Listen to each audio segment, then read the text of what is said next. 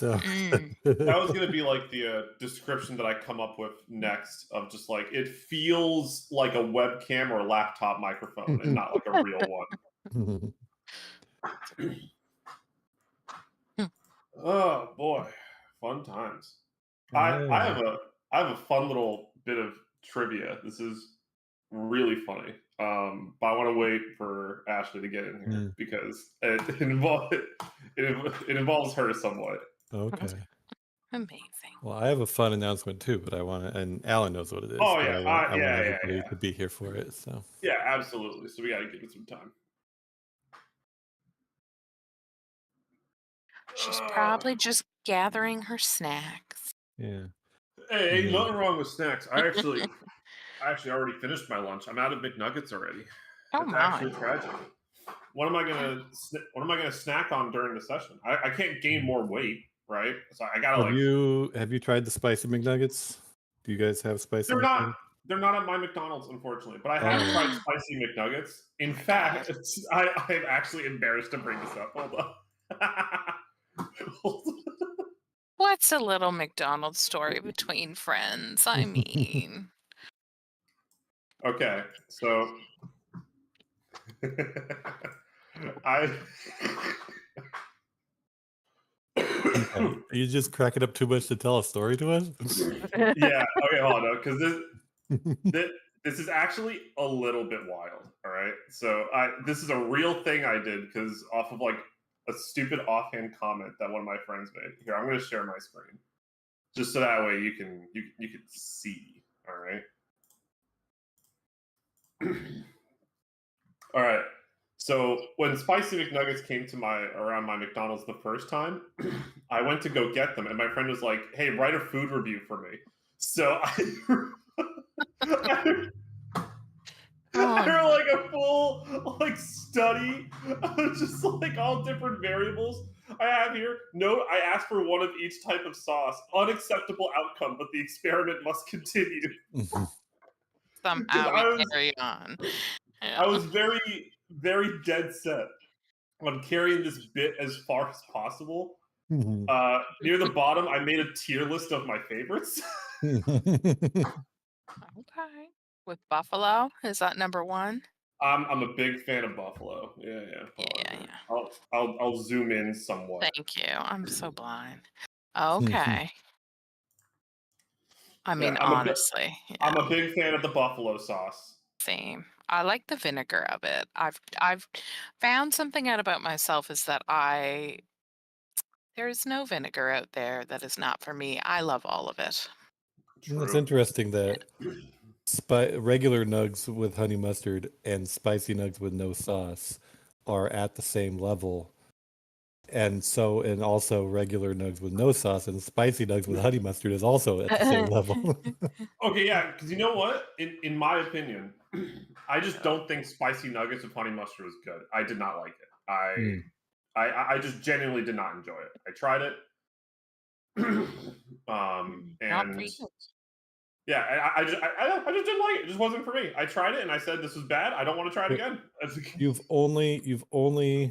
only tiered out buffalo ranch and honey mustard. You don't have Well, yeah, I know because like as I said up here, I asked the person for one of each sauce, but they just didn't give it to me. Uh, uh the McDonald's struggle. were you in the drive-through where you couldn't like correct the mistake by calling them out on Yeah, it? yeah. Yeah, when that happened, I But just walked back into the drive-through and blocked traffic until they fix it. damn.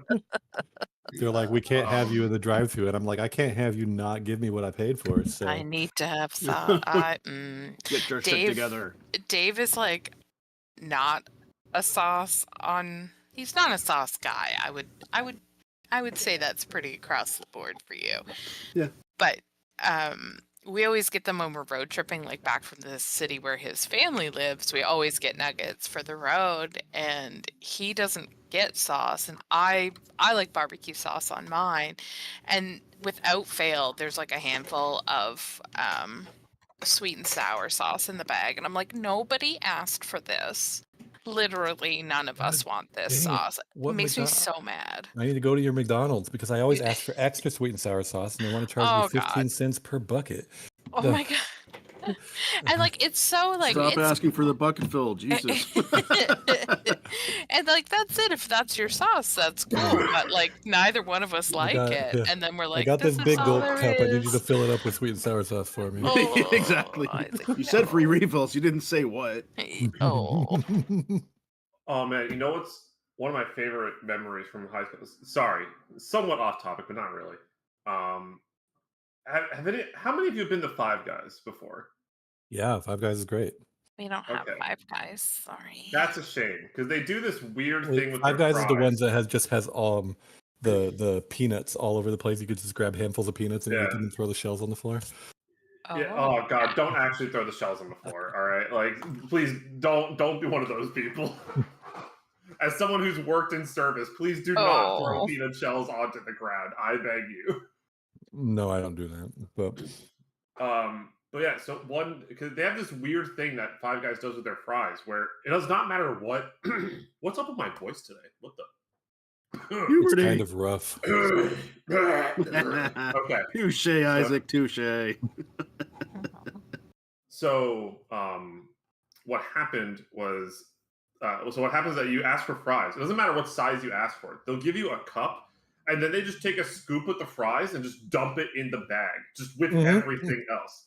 It's so weird. It's great. I love it. Very delicious food. Extremely oily and certainly unhealthy for sure, but good food.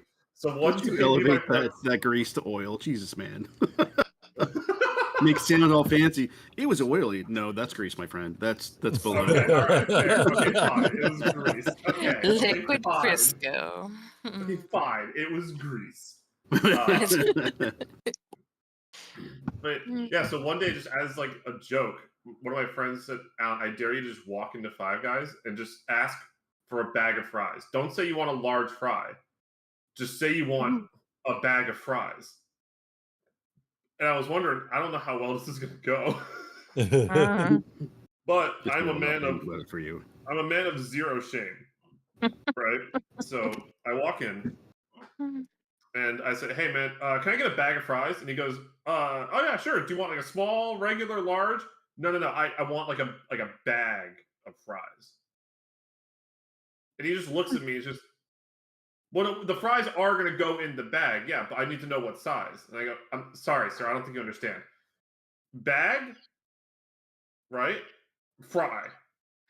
Up to here, fry." And then he just looks really confused. He just goes, "Can I charge you for like?" And then I can see him like trying to do like mental calculations in his He has head. to And charge goes, you like, for something. Yeah, he goes, "Can I charge you for like 3 or 4?" Yeah. Oh my gosh. It's like, you don't want to solve the problem for them because that's part of the bit, right? But it's really just Right, like, yeah. charge me for large Poor guy. fries and keep filling the bag until it's full. I'll say when there's Yeah. enough fries in there. Yeah, no, There's and I told him, like, whatever you feel is your best judgment for getting me a bag of fry, I will pay it. And then he goes, "Okay, I'm going to charge you for 4. Is that cool?" And I go, "But I'm going to get so a much bag fun. of fry, right?" And he goes, "Yep." And I go, "Great." And then, Oh yes. And then before he starts filling up, he goes like, "Hold on, just because you don't want the cups." And I go, "Correct. Yes, thank you. I just want the bag of fries." And I just see him just start shoveling. I mean, Oh you my- probably made his day, though. He'll tell that story for the rest of his life too. Oh yeah, no. I see like him and all the other guys in the back just laughing about it and having a good time. So I'm like, Yeah. all right, I don't feel bad about like carrying on this bit. Yeah, especially if you're paying for it, it's fine. Yeah, exactly. I'm paying for it, so it's not like they're gonna hate it. There's a stand-up comic that was popular when I was in college, Dane Cook. Do you know that name? Oh my god! Yeah. He has a bit that he's like, you go into a fast food place and you point at the menu and order something that is not there, and he's just like, "I will have the Nug Supreme," and, my God. and this is like, and if you stick to it, it just baffles everyone around you. He's like, Oh, it's People right just there. think you're a psychopath. Yeah. Oh man. I'd like to circle back to the sauces. Oh yeah. Sauces? Absolutely. Yeah, And what I'd about just like to sauces? be one of those people that everybody's gonna hate on, but McDonald's nuggets suck. Hey, Hold on. Ashley. Whoa. Hold up. How could you? I had to eat a lot of them growing up because it was like every Friday my stepdad, basically him and my mom would go out drinking and I had to babysit, so he'd be like, I'll take you guys to McDonald's, and he'd get us the 20-piece McNuggets and then a million sauces, and so that was like my every Friday thing, and I hated it. So, and it wasn't because I hated McDonald's, it was just because I hated having to babysit all The the time. But anyway, resentment. yeah. Have you tried spicy McNuggets by any I chance? have where this literally all started tried from. re-eating all the McDonald's food now that like I live over here in California and stuff. I've tried it's been 15 years. I should be over it by now, right? But I tried to eat those nuggets and I put it in my mouth and I'm like, nope. Have you tried nuggets from other places? Because I have noticed that Burger King nuggets are higher quality meat. I haven't had Burger King yet, but I like Interesting. Wendy's and I like Jack in the Box Yeah. nuggets. And Jack in the Box has this Jack in the avocado Box has lime sauce that they churros. have for their tiny tacos, but that shit is good on everything. So, and I don't like avocados, but I like this sauce. Nice. One of my It's favorite like an sauces. avocado crema. An avocado lime sauce. Nice. Okay. One of my favorite sauces I is the don't know. Diablo sauce from Taco Bell. I was 'Cause just I about to like say spi- that the green sauce from Taco Bell is pretty bomb too.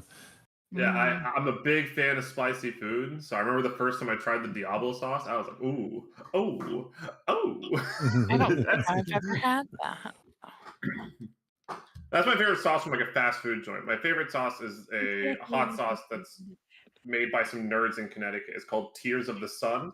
It's like a Amazing. yeah, it's pretty good. It's a mango habanero sauce. It's really good. Yeah. Ooh, That's very popular. Like Yeah, a mango habanero. I like the fruity, spicy stuff. There was a long time ago, but I used to go to this Tex-Mex place that had chicken flautas that were served with a jalapeno pineapple salsa, and that stuff was so good. Delicious. Oh, so I have a fun little detail to share with you beautiful people. All right. It involves a certain character that one of you used to play. I think I know. Ashley, Me? does Wait, what? Sonera have a last name? Here I'm over here. Oh, it's all Isaac. It's all about Wendy and it, or not Yeah, Wendy, no, but no, it's all about Copper. But because I brought up like the plaques that I wrote for like the statues and stuff like that, and I realized that I wrote Topper Noffigan on his, but then on yours I just wrote Sonera. I was like, hold on, I gotta put her last name on there. No matter how much I dig through my notes through your character sheet on Roll20, I can't find it. Nope. Even my character sheet it's just Sonora. There's no last name. All my other characters, well, no, except for Tuki. Is it like Tuki Mario? and It's just Sonora. It's like Cher or Madonna. True. Let me get back to you on that. I'll think on it. All right. Just know for now, the plaque is gonna say You could just have the Sonora. crack. You could have the plaque just like cracked and broken in that place, There so it we just go. says Sonora, and then Oh. my last name is just missing. We'll never know. Lost history. It'll be some graffiti over the last name that's just No, Sonora. Sweetie, why are you so mean? Just have it Oh, broken that's the true. page. The kids are disrespectful in this area. Fucking kids. Have a Do you know what ours ancient- do around here? Is they steal them and they're all made of copper. They steal them and take them to the steal what? salvage yards. Oh, Like yeah. the plaques on like our cenotaphs. Oh yeah. Oh, dang. It's real dirty. In this Okay, economy, nice. friends.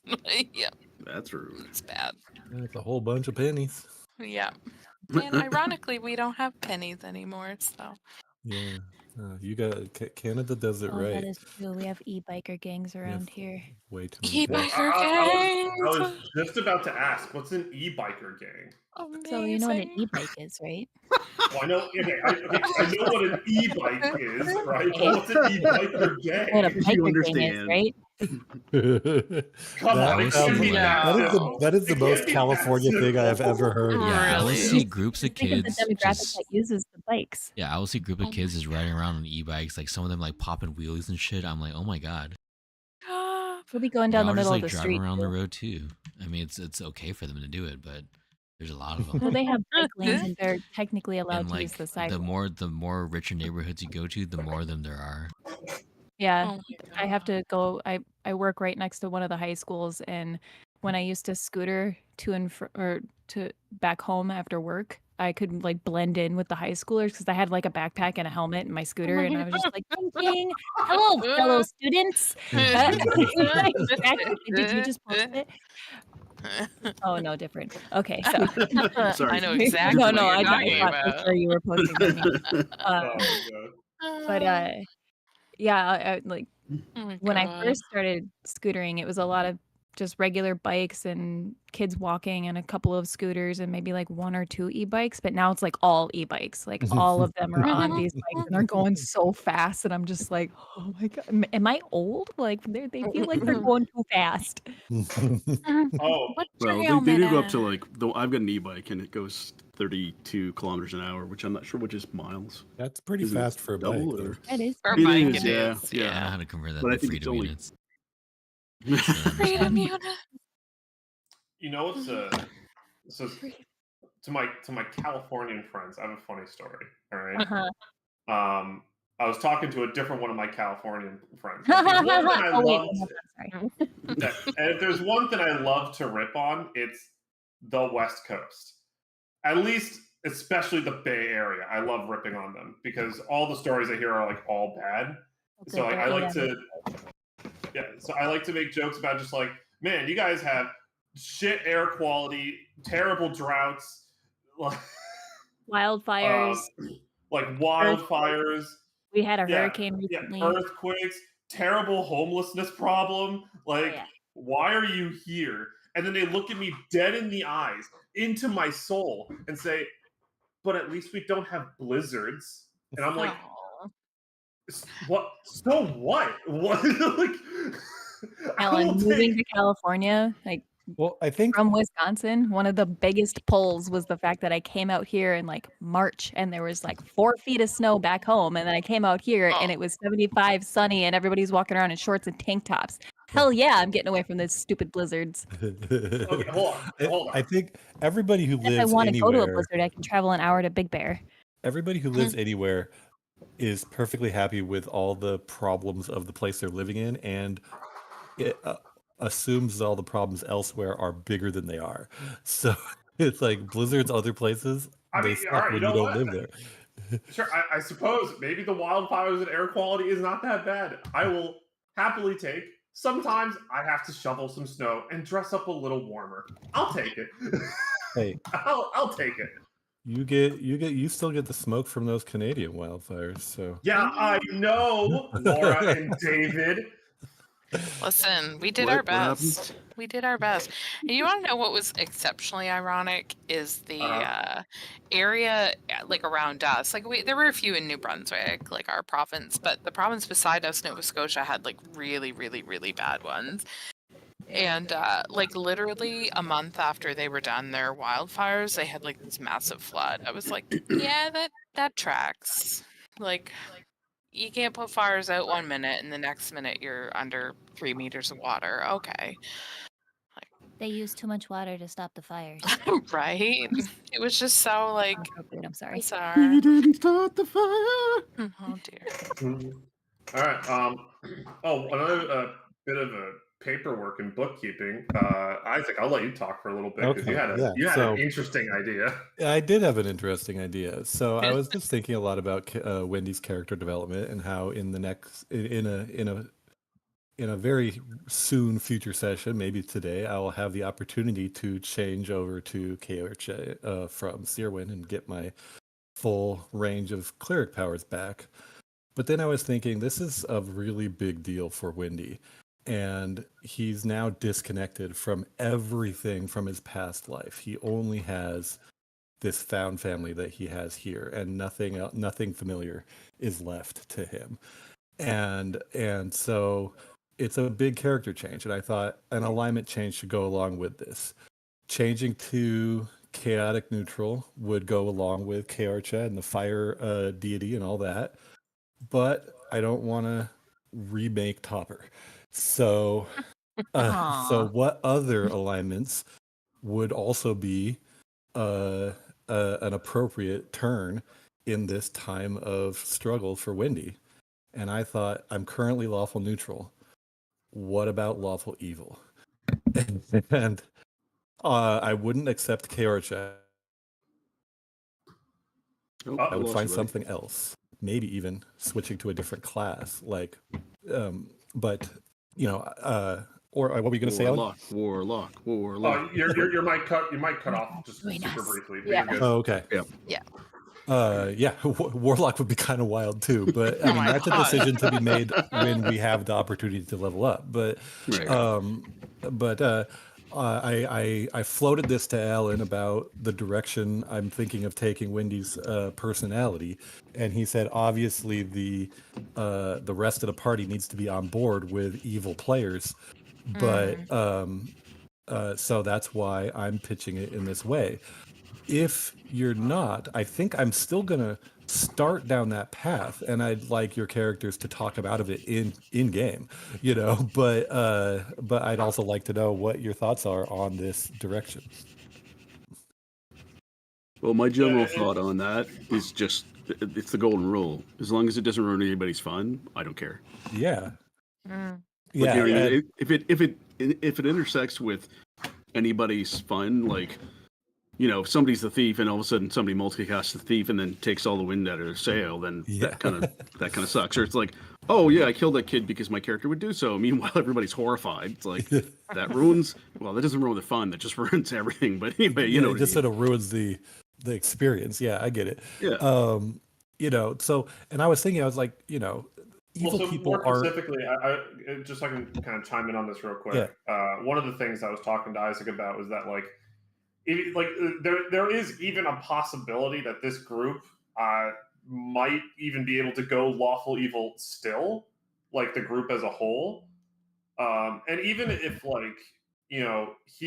let's say like Wendy does want to like straight up turn evil. Personally, I don't really have an issue with that. Even if it's like the other characters would hate it, I would just like make like, and Isaac would be aware of this too, that like the other players have full right in character to boot you from the party from the party if you like fuck up too much, right? And that was part of my pitch to Alan is I am 100% okay with if Wendy crosses the line in character to have it be taken over as an NPC, you know. But I feel like this is the right direction for his personality to go, especially also because I was thinking more about this after we talked to Alan. I'm like, he's a Yonti. Yonti are naturally evil race, you know, and so he's just going back to his base nature. Careful. The only thing holding him back from his base nature was his faith, you know. Hold on, I mean- I want to quickly just clarify something on there. There are no evil races in my world because my creation myth is weird, wild, quirky, and everyone kind of came from the same origin. Yeah, just small reminder on that. Can Okay. I Just ask- in the D&D lore, Yonti and Drow are kind of in the same category of those kind of I things. understand.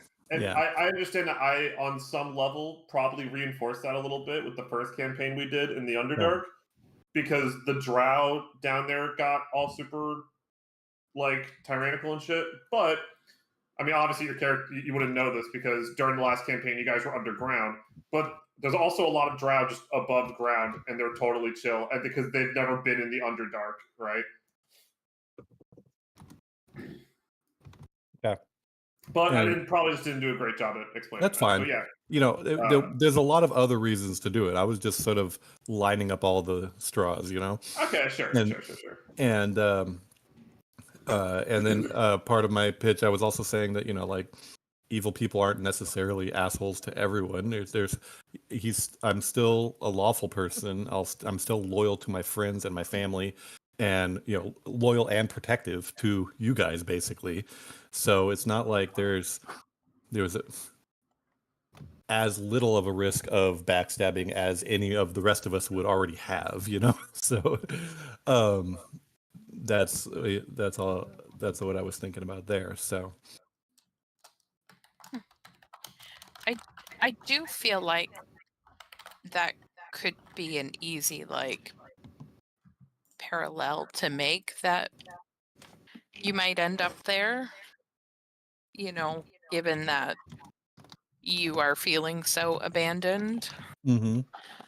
that I don't feel like that would be a like big leap, that, you know, you're very disappointed and upset and all of that, that it may have changed you a little bit. So Yeah, I'm that's where very I'm going down with with it. that. I'm Yeah. very down with that for you. And definitely gonna pick some different spells as my normal repertoire. I'm gonna start using inflict wounds a lot more than cure wounds and that kind of stuff, you know. So Okay. yeah, and then finding an appropriate deity will be another side quest, because we'll see if Kaercha is appropriate or not. We'll get more information about that as we proceed. But I'm starting with the assumption that not, and it'll be a longer journey. I mean, Isaac, my character, it's not anything I ever think about because I think it's more about the story than it is the actual alignment. But I mean, really, my character's alignment is chaotic neutral. Honestly, it's more of a neutral evil, probably, or maybe even a lawful evil. So I mean, it wouldn't it wouldn't disturb me. In fact, I would probably, depending on what your actions are, I'd probably even encourage it. Right. I mean, Jasper would not be. Yeah, and I think like don't do evil. Sorry, proceed. No, I said by me, I mean Jasper, not me. Yes, don't do evil. Yeah, and I think, you know, obviously it's not something that just clicks and changes. So he's gonna go from being a harmless weirdo to a cruel weirdo, you know. And so that's basically where we're going with it, you know. Just so long as you still like meat sauce, I think we'll be okay. Oh yeah. I don't know if you guys noticed, but that was something I made a choice since the beginning, that Wendy is 100% a carnivore, and like he doesn't eat carbs or vegetables or anything. He just eats the meat, you know. So yeah, pretty that makes sense especially for the character, I think, you know. Yeah, and it's funny when it comes up. It's like, so what are you having? Do you have any pig? Yeah. You mean ham? Nope. I mean pig. Yeah, the entire thing. A whole pig. Hooves and everything. Well, I think I did that once. I did that once already with the chicken. I just asked for a chicken, and they were like, "How do you want it prepared?" And I was like, "I just want the chicken." I said, I'd like to have some cow. Fries. You mean steak, right? Nope. Slap it on the ass and send it out. Yeah. Okay. Well, I'm glad we could all go on this journey together. I'm excited to see where it develops. Evil. Can I ask a dumb question? If there's no evil, then what are the alignments? He said there's no evil races. So yeah, evil exists as a personal choice, but there's no, like, each race doesn't have a predefined alignment, I think is what he meant. Yeah, but also because part of that is like in typical like Faerun lore, again, they don't do a great job explaining this, at least in my opinion. It's not like some races are just like, oh, they are just all evil. It mostly just like say for Drow's like probably the best example of this, right? In Faerun, Drow are not evil because like they're just genetically evil, right? They're evil because culture. Yeah, like their entire culture is like being raised in the Underdark, one of the most cruel and cutthroat places on the whole planet, right? So like that's just like going to naturally kind of appear in their culture. But in the grand scheme of the world, like, yeah, they're kind of evil, but it's not because of like, oh, it's like in their nature or something. It's because Yeah. of their culture. Well, that's so that was a really interesting thing I was thinking a lot about. Where does alignment fit if lawfulness is your adherence to a code of behavior? Mm-hmm. What's the difference between that and straight up morality, which is the good and evil spectrum? So there's a bit of overlap there, and So, um I will say this. I'm about to. Oh boy, here we go. Okay, so I personally, the way that I rule things, like say protection of good versus evil, is that I always view it. I rule it as like from the perspective of the god that you're currently worshiping, mhm. right? Because gods, in their weird, mysterious ways, they'll just be like, no, no, no, we are good, they bad, right? So that's why, like, I don't particularly have an issue with, say, like, like angels or whatever being like good, and then like devils being bad, quote, right? Because it's like that's typically from like the perspective of like godlike deities and stuff like that, right? Mhm. Whereas it comes to like cultural things, I don't.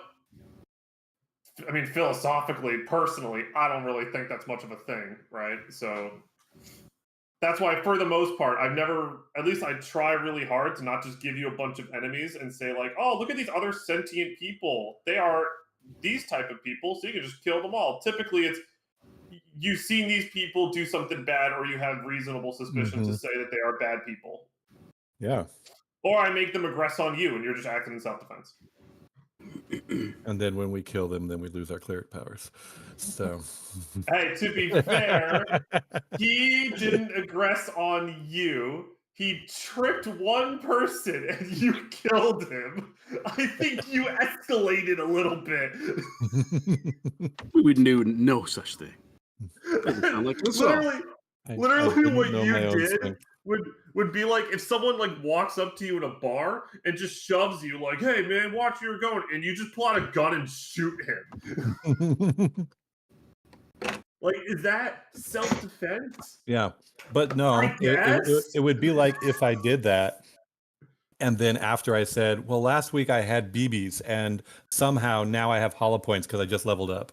So That's true. Yeah, that's a good point too. That's one of the issues of like cantrip scaling is like, yeah, you go from BBs to hollow point real quick. Yeah, forgot about that one. That's so funny. All right, fun times. All right, I think that was about it. Cool. Glad to see people are going to be a little evil. Fun. I'll be sure to keep that in mind for future writing. Yeah. Well, one more thing to share with the rest of the party. Part of what led me to this decision in the first place was I was thinking about that Wendy is definitely just not even trying to go for Sirwin's forgiveness at this point. And I was thinking back to all the other stuff that connected to Sirwin, one of which was Wendy had a vision that the commander of Tousee was bad news and we should not make deals with them. And I was like, well, maybe I should now. So, that might come up in the future too. Oh no. Hey, Isaac. Oh, I didn't even think about that. Yeah. Hey, Isaac. You realize there's an opportunity here, right? I'm sorry? I said you realize there's an opportunity here, right? There's a void in this world. There's no evil deities. Yeah. You I suggest that, my friend. I'm primed for ascension. Wait, that's not true. There are evil deities. I just haven't gotten around to writing them yet. Or like, that's right. We're doing it for you. Yeah.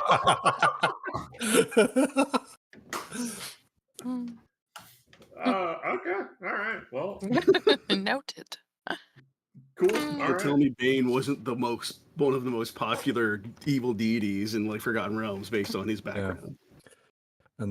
And And then the last thing I had to think about was, do I want to change my name? Because I have my character written as my given name is Sirwin, and Wendy is a nickname for that. But Wendy is a good name. I don't want to give that up. So maybe Wendy means something different now. Like just repurpose what it's a nickname for. Hi. When the sky opens up and and just chaos Wendy, rolls it's across just the your name. land. Just really like different weather patterns. That's all.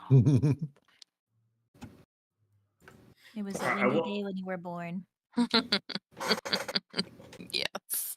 Also, I will let you know, Isaac, that Kiarcha as a goddess, if I had to put her alignment somewhere, would probably be a little bit more chaotic good than like kind of like neutral. That's what I the was reason, guessing. Yeah, the reason for that is because like her entire shtick is about like freedom, rebirth, etc. And probably the absolute worst thing you can do is like impose on the freedom of another person.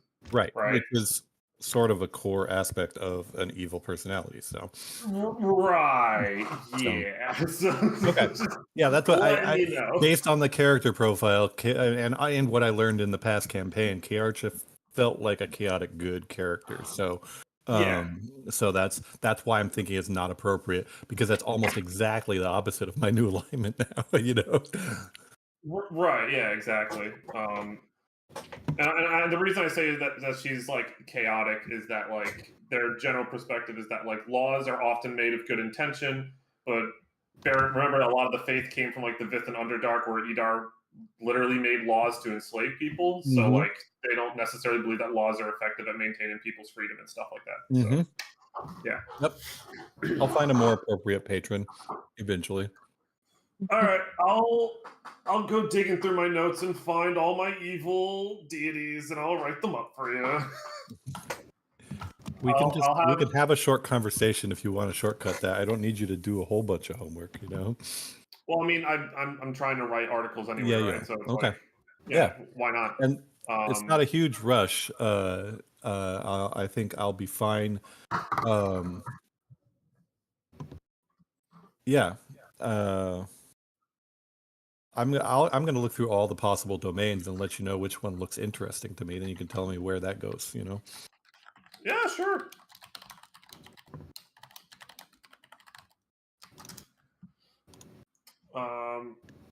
So yeah, super fun.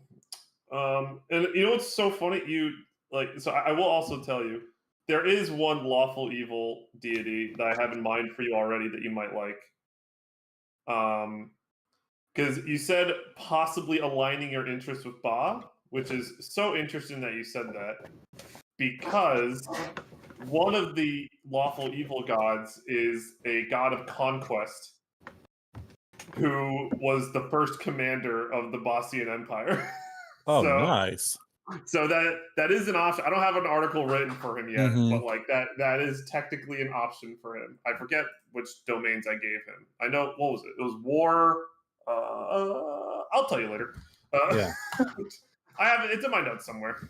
At first glance, I'm just looking at the list now. At first glance, Tempest sounds really interesting. It sounds fun to have, but war isn't bad either, though. So we'll see. Yeah, we'll brainstorm. We'll talk about like once you kind of pick like one or two domains that you're like really interested in. We'll talk about that. We can all, you and I can also just write a new god into existence too. Like, who the fuck cares, you know? I've always said I'm totally down with people adding shit to my lore and stuff like that. You know, like I remember I was talking to one of my friends at work about that, and he was just like, "Aren't you worried that they're gonna like ruin something in your lore?" And I'm like, "Bro, I'm not writing the Marvel Cinematic Universe, and I'm gonna make a bunch of movies off of this, right?" Who knows what'll happen in 20 years? You could be the new Bezos and have a whole 8-episode series. No, probably not gonna happen. Probably not. Well, especially because like as fun as Harrow is to write, like I have like a much more intense world building passion, which is like the cyberpunk world I'm building for the other tabletop system I'm making. So Yeah. So like if I was actually gonna like write a book, it'd probably be in that setting and not in Harrow. Because in hindsight, there's a lot of things I think I messed up with a lot of the beginnings of Harrow and its creation myth that I feel like actually limit me in a lot of regards. One of the things that I feel like incredible that like made it very limiting for me was that like because the creation myth effectively involves like just the ultimate like diverse Disney Channel show, like all the races came out of the river at the same time, and that's like the creation myth of life and stuff like that. Like, there's not really any culture or difference between the races anymore, which is like not actually how it works in real life. And I think like Mhm. kind of it makes a lot of my writing at this point like feel kind of flat because the culture then just has to be based on the area, and I'm not allowed to have like any culture that's like based on like where like their people are from or anything, right? Because in my world they're all from the same place. Yeah, you can still have subculture. Cultures will diverge as they become things, like um maybe some group, like we saw that in the Underdark where there were certain groups of people that were being treated differently, and so they were pushed away and then forced to create their own subculture within Yeah, the larger absolutely. one. So Yeah, there's lots of which ways that's to which increase yeah that diversity.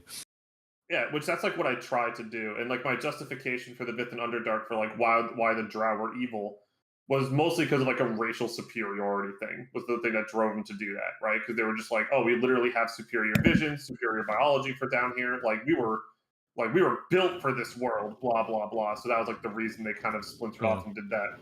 But it's also You're kind of the talking about reason. your Drow versus the Forgotten Realm ones, right?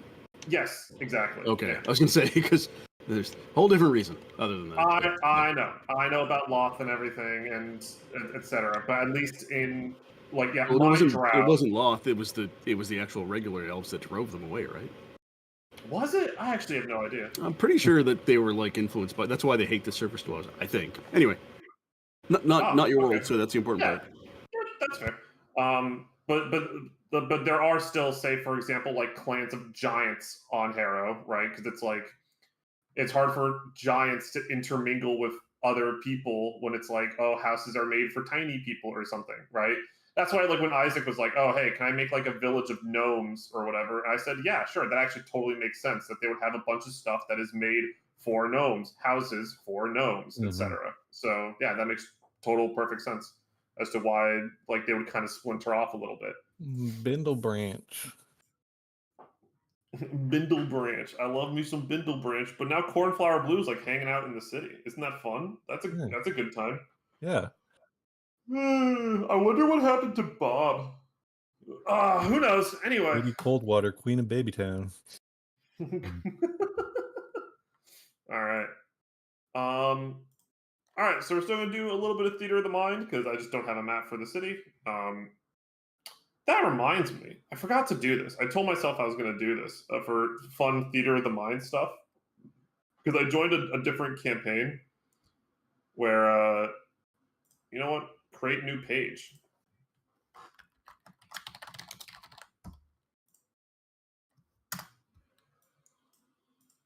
Just a blank white page. I'll probably add some kind of graphic or something. My eyes, thank you. Yo, I got you. Don't worry. You know what? Hold on. I actually got you. Okay.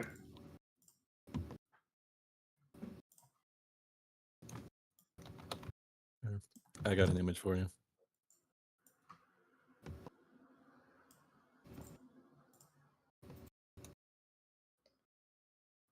There you go.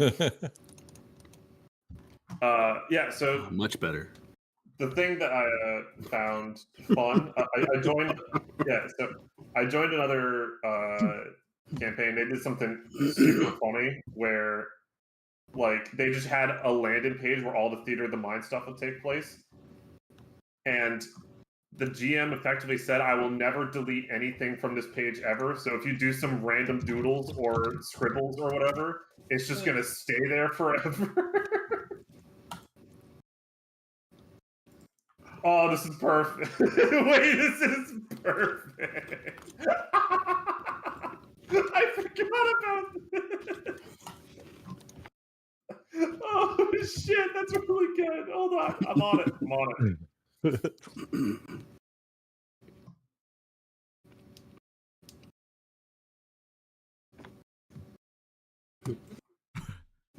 Oh, spooky. Image not available. Because during 404. what was it? Yeah, what was this like during like Monster of the Week or something when like Isaac was like, oh, I had had an image planned for if we killed everybody in the village. And it was just this.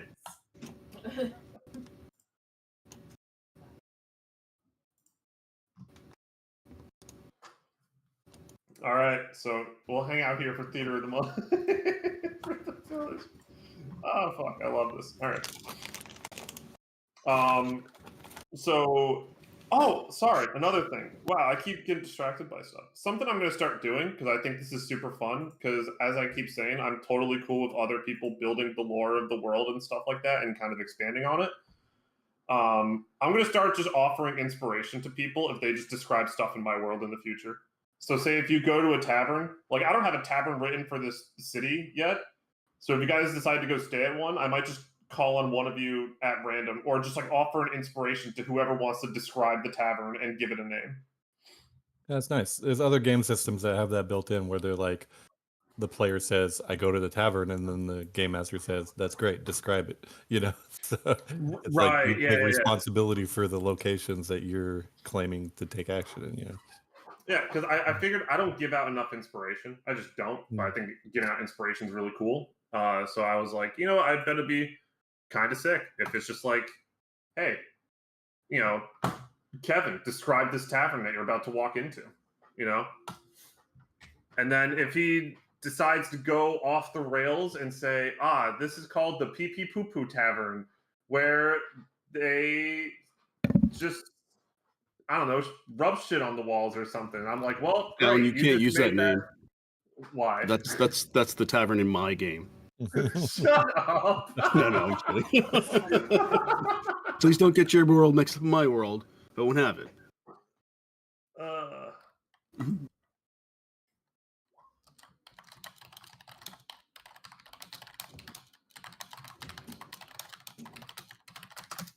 Oh man.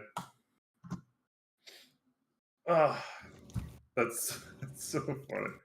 All right. So, during the last session, you fought a giant snake, a giant bone snake, which hoisted our good friend Amber up into the air, swung her around like I almost fell out of my chair. Holy shit, that scared the fuck out of me. So, which swung her around like she swings around her morning jar and slammed her down onto a group of poisonous mushrooms that then emitted a poisonous cloud and caused a lot of poisonous damage to her. After the fight, you wander around a little bit. You find a skeleton of a giant dragon just kind of hanging out in the middle of the desert around a bunch of black stone. And some drow named Ignid pulled you aside and seemed like she knew Amber somehow and offered to take her to the city where the Flame Guard exist and all of Kyoto's faithful exist. Upon going there, you meet the High Elder, whose name is Rose Hala, who begins to explain to Amber that her memory was tampered with. She's actually a lot older than she thinks she is. I'm about to sneeze.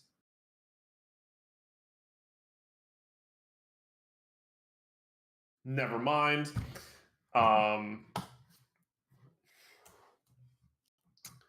And once she kind of like takes out her chain and just kind of starts messing with it, Rose looks a little concerned about seeing this chain and then says, we need to go see this gnome, Biddy Narbsgard, right away. and you're on the way to see your good friend, the gnome. Before we continue, does anyone have any questions?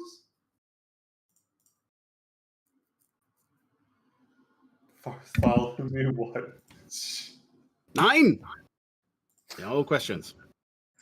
Okay. How dare you? You can't just drop that in chat. You can't just do Bartholomew. that.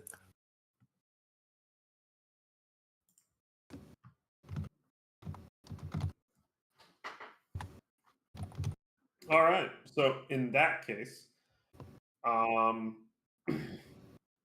the Rose Hollow will kind of stand up and beckon you to follow her, and you will leave the kind of capital building of the city, so to speak, and you travel down the stairs of this building. You pass by these large statues once again.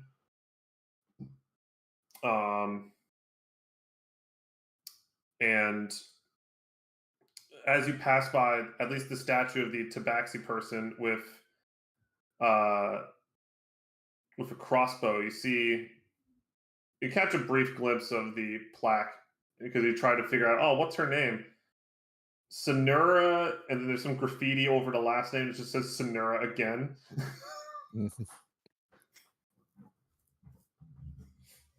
Rose C. This looks pretty annoyed by this. And she kind of mutters to herself about I'm going to have to send someone to clean that later. Those rotten kids just...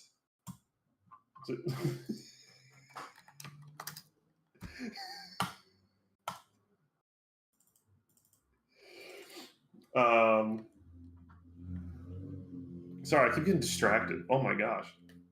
The popular girls message me. I don't know what's up with that. I did not. Okay.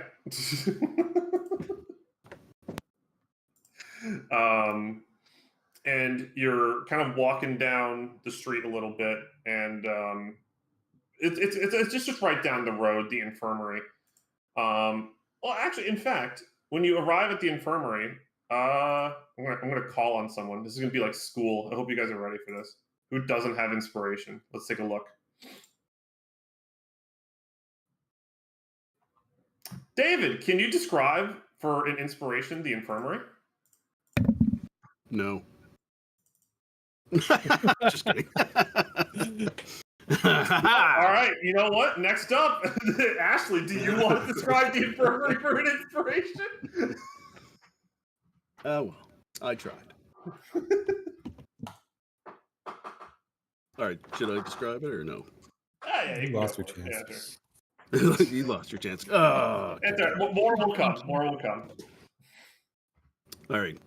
So the curtain is peeled back, and you look in, and you see that there's 4 beds. 2 of them are occupied. One of them isn't, and all you see in the one that's not occupied is a little set of shoes. That's it. Oh my god! I love it. Oh shoot. Oh shoot. You'll never know. I can't believe you did that. All right, go ahead and mark off an inspiration for yourself. All right. That's fun. That's fun. That's rude. Jesus. That's fun. All right. You know, there's now a side quest to find out about the shoes. Find out about the shoes. You Oh, know we what? need a I had a detective character who can who had help a lot of us. extras. You know what? Yeah, exactly. I'll even expand on that somewhat based on just other shit I've written about the city. They're not just normal shoes. They're actually a pair of ballet slippers. The plot thickens. The plot thickens. One of the beds that is occupied appears to be occupied by a very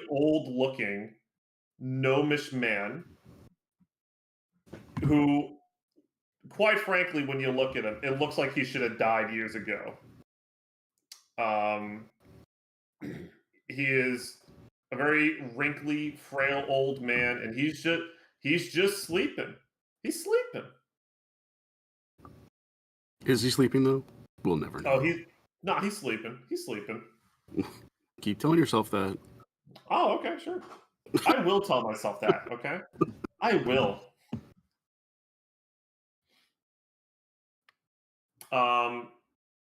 And then you'll just, and then Rose will just kind of gesture to him and just look at the rest of you and say, that's him.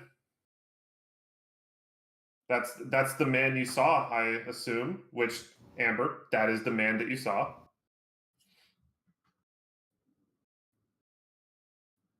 I'm going to push past everyone and then go up to him and gently take his hand. Biddy? Biddy, I'm here.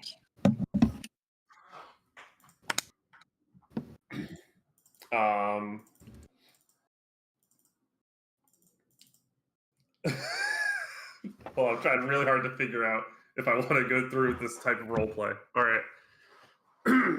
Okay. Okay. So that's Art of Durga. Isaac. All right. So you kind of grab his hand. You kind of feel him kind of shuffle side to side a little bit as he's kind of coming to consciousness. You see his eyes just barely peek open a little bit. And then when he kind of catches a glimpse of you, his eyes then shoot open extremely wide, and then he'll just like kind of grab your hand pretty tight, pull you closer, and then he'll use his other hand and he'll kind of grab the scruff of your neck. And then he'll just go, "It's you! I have always known that you would come. I've seen it. I've seen the way. There's an open path to the center. I've seen all of it.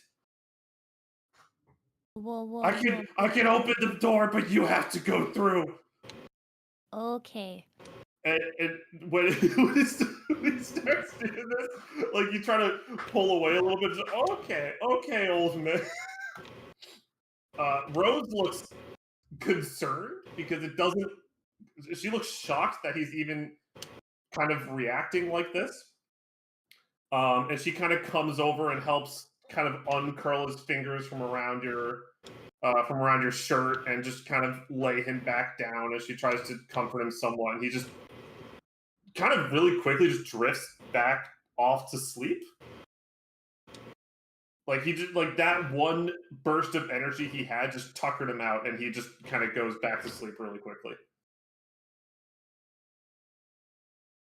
And Rose will kind of look surprised and then look at you and go, I've never seen him act like that before. What does he mean by the center? I have no idea of anything he just talked about.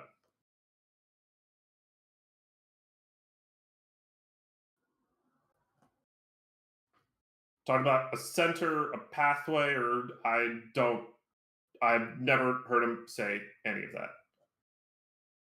Mm.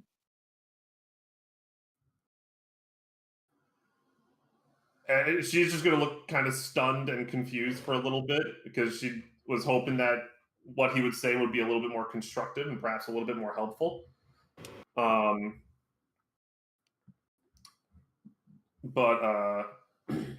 while you're just kind of all standing there, the other bed is occupied by an older woman who is just kind of watching all of this go down.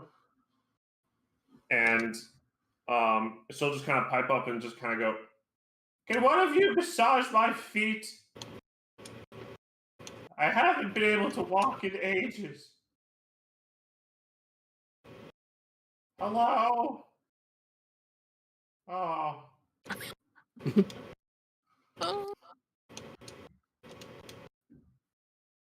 My grandkids don't visit me anymore. Oh, Alan. So sad. And then she's just gonna go silent, I guess, as you all just awkwardly look at her. It's just like first the old man is weird, and then it's just, God damn it, old woman, shut up. We're trying to have an emotional moment here. Is there like a privacy curtain that I can just like slowly pull close between the two beds? Yeah, there is a privacy screen, and you start to pull it back, and then as you pull it back, she's like, "Wait, no, please, I'm very lonely." I'm just gonna keep pulling it close. We don't have time for Nana. We'll come back. We'll come back. As you finish closing it, you just hear, "Oh." Oh no, Alan.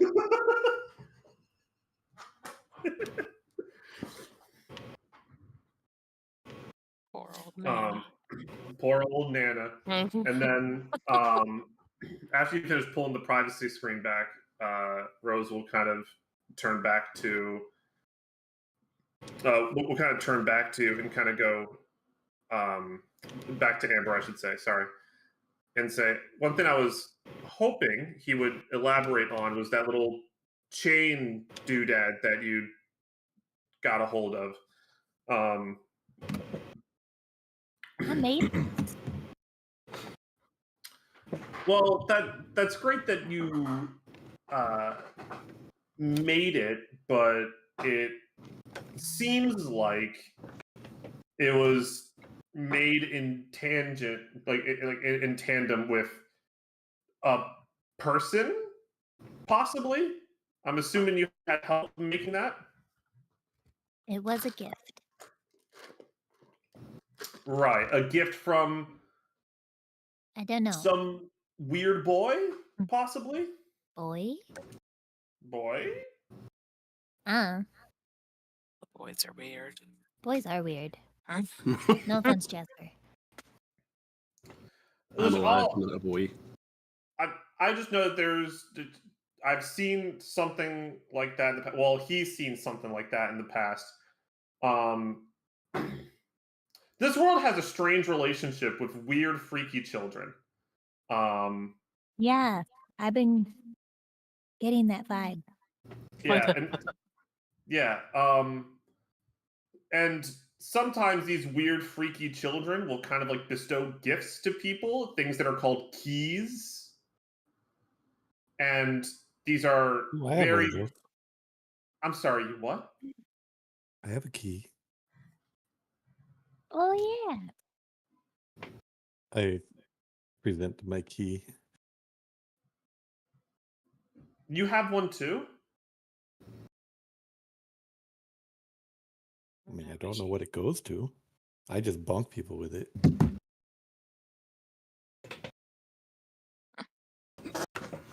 Very good pumpkin. Okay, well, wow, where do I start? Wow, there's a lot that needs to be talked about. That's for sure. I'm Well, going to try to speak give it. you. I'm going to try to give you the cliff notes a little bit. So, Who's Cliff? Cliff is in Tousee. Oh yeah.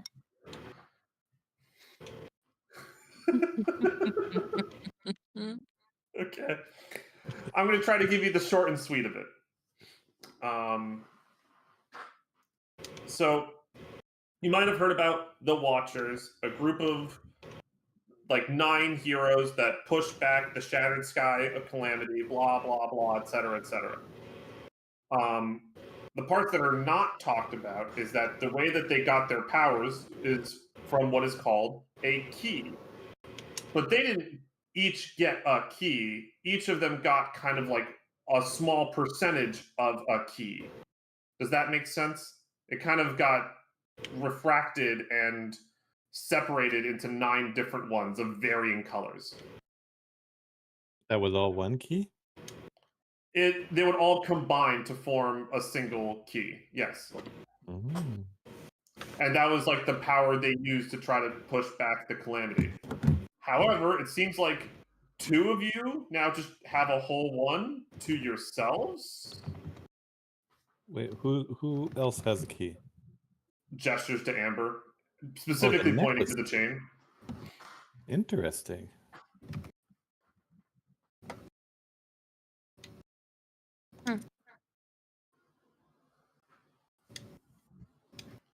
So I don't know why 2 of you have one now, but that's certainly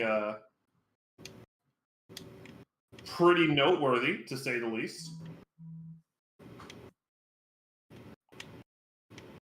Because in theory, the Shattered Sky is going to come back. This is just a theory. We don't actually know for sure, but there's a possibility that it will.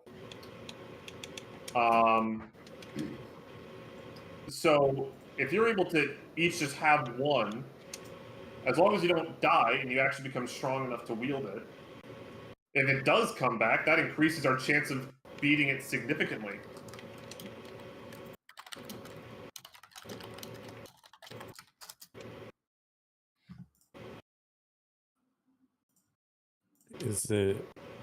Is there a certain number of these that we should be looking for the rest of the set or something?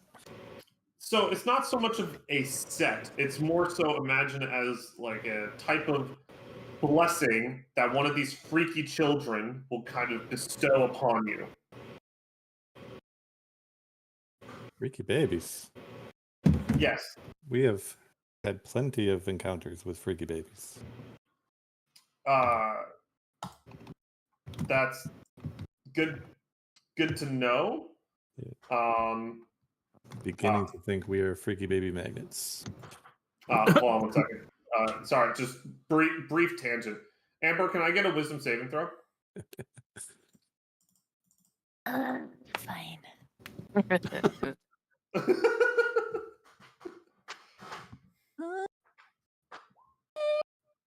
Sick. You take 6 psychic damage. God damn it. Ow.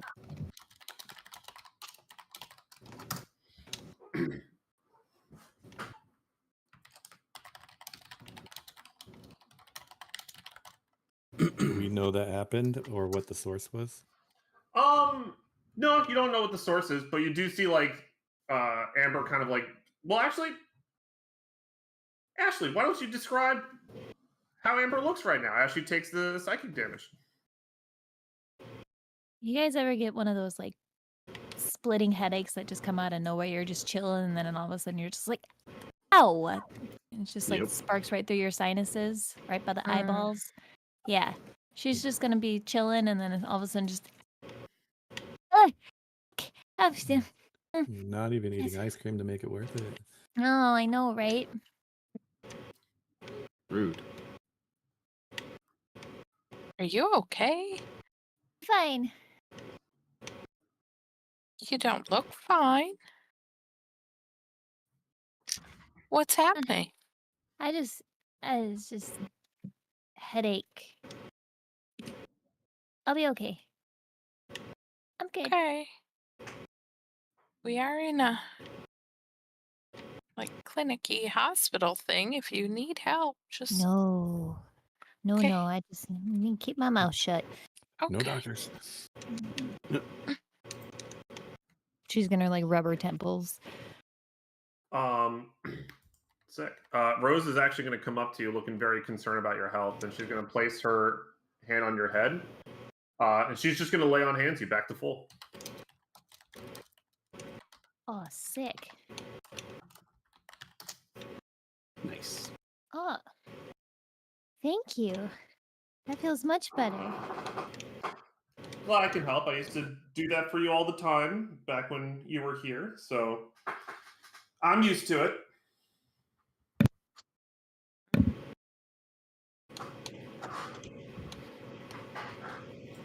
But in regards to back to your question, Wendy, sorry. So in regards to a set, like I said, it's not really so much of a set. It's more so like a blessing that you get. The Watchers needed the set, right? Because otherwise they didn't have one key without it. But as it turns out, you both have one. And these, what do they key? What does the key open? It's not. I don't know why they call them keys. Just to put it bluntly, I'm not sure as to why they do that. But that's just what the freaky children call it. They just call them keys. So I'm just gonna let them. I'm just gonna let them call it that. But in regards to what they're for, I can tell you that the Shattered Sky event that occurred was caused by this very powerful, also weird child thing. This one is called the Us, or the Collective. Every single one of these weird children just have a title like that, right? Where they just call themselves the blank. And words. So this Shattered Sky event was caused by an entity that's called the Collective, or the Us. And it would essentially try to send in mass armies, but the Watchers went in and they thought with the power of their key, they might be able to deal some damage, which they were, but they just kind of failed. Well, they failed, but they also succeeded. They managed to stop the Shattered Sky event at that point, but they managed to weaken it enough where it had to kind of go into hiding and wait some time before coming back. I don't know when it's coming back, or even if it's going to come back in our lifetimes, but we're pretty sure it's coming back. Sister Amber, do you remember if the snake prisoner has a name? Do I? The snake prisoner? A snake in a jar. Yeah, her name was Trenchy. That wasn't that long ago. You guys remember that? Her name Oh, was that was Trenchy. Trenchy. That was a person. I thought it was the She parasite. was a person. Well, no, God, I made Lynn Innsmith's storyline way more complicated than it needed to be. Okay. Trenchy and the parasite are the same person. Due to weird time shenanigans, like they are in fact the same person, just at different time periods. But it was a mortal who got stuck in a time loop and grew extra powerful enough to threaten the weave. Correct. Yep. Okay. It wasn't some other thing. Okay. Yep. I was just trying to remember if that was one of the things, but it wasn't. The weave definitely is, but I don't know if I want to mention that here. So that's valid. Sure. I'm pretty sure he told us not to tell people we met him. So okay. I'm actually super curious, Isaac. Yeah. Because your character would have thought about this. So now I'm going to ask you what your character thinks about this now. Considering that you're kind of surrendering everything related to Searwyn, remember that the Weave said that Searwyn was one of the Weave's, subjects, essentially. Yes, right? he did say that, yeah. So how does your character feel about this magic weapon that he currently has his hands on right now? To me, it's not connected to Searwyn directly. If Searwyn was one of his subjects, it almost, to me, it means more of a connection to the Weave. And if that was an option, I would choose that as my deity, but I don't really see a realistic way of getting back in contact with him, I mean, you have the weapon. You can That's try to pray or something. I could try. Yeah. So maybe I'll do that during our next downtime. Oh boy, fun times. But yeah, it doesn't specifically have a connection. It doesn't have a direct connection to Searwyn, so it doesn't bother me as much as the rest of the stuff does. Yeah.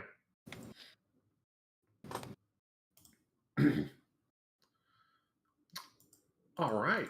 All right, cool. Just wanted to gauge your thoughts on that. Yeah, I did think about that. Gotcha.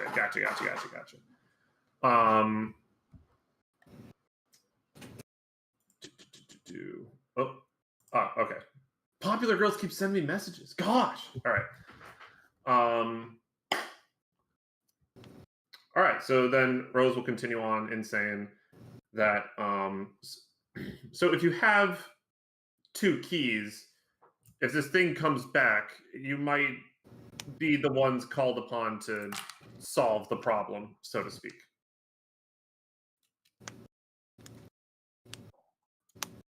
Sorry, I lost track of what problem we're talking about. Is this only The about Shattered Sky? Sorry, the Shattered Sky. Yeah, Okay, because sorry. I was thinking like that. Yeah, because we know that Shattered Sky happened in the past and may happen again in the future.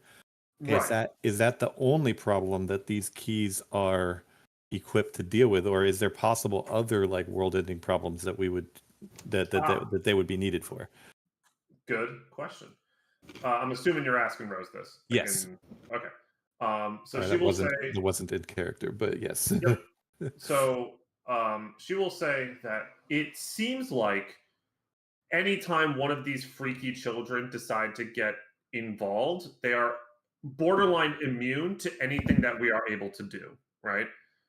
However, if you try to use a key that was not bestowed by that freaky child, then it seems like it is effective, I should say. So we're using their own power against them, but none of our stuff would work. Well, not so much using their own power. Sorry. So let's say we have freaky child A, right? The collective. If somebody had a key of the collective, they would not be able to affect the collective, right? But if they said, for instance, had a key of the who gave you that? Asking Wendy. I'd rather not say. Okay, if they have a key of I don't know, the bell ringer or something, then it would then be effective against the collective. Or if you had a key of who gave you that? Ask it, Amber. It was a gift and I made it myself. It can't be a Can't be gift both and things. you made it. You can't dear, it can't be both. It cannot be Yes, both. it can, because it gave me the gift was to give me the power to make it. I did not have the ability to do so before. Gotcha. Okay. So who gave you the gift to make it? The person in my head. I'm sorry? They're very bossy, and they don't like it when I talk back, and it makes my head hurt, and yeah. Is that what caused your headache just now? Maybe. And she's gonna look around like, I want a deception. I want a deception check. you know. Oh shit. All right, her insight's not that high. All right, so she's just gonna believe that you genuinely don't know.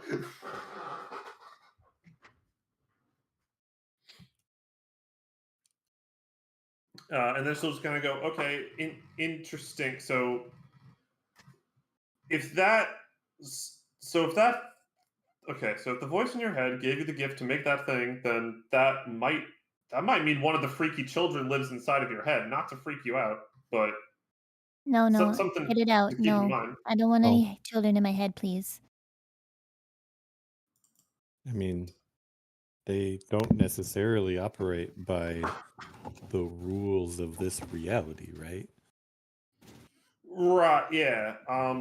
So unless I know which freaky children you two are talking about, I have no idea what their motives might be or what have you.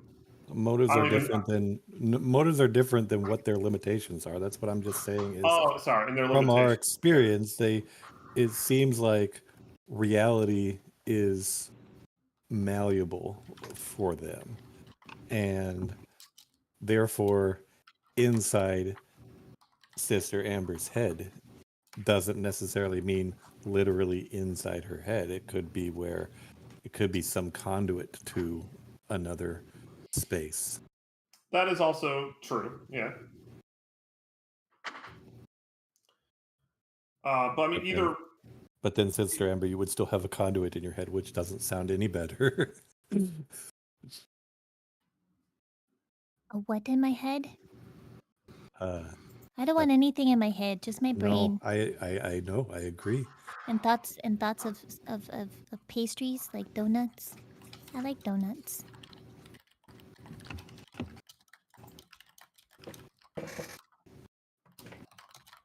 And pie. Oh, we have good pie. There's good peach cobbler here.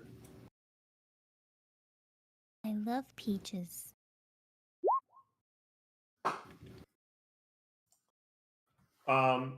So, as I said, the fact that there's 2 of you, that's extremely helpful because then,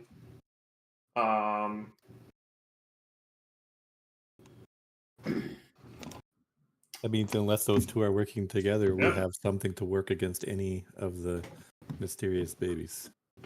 yeah, that is, and that will certainly be very helpful if you ever have to fight them, I guess.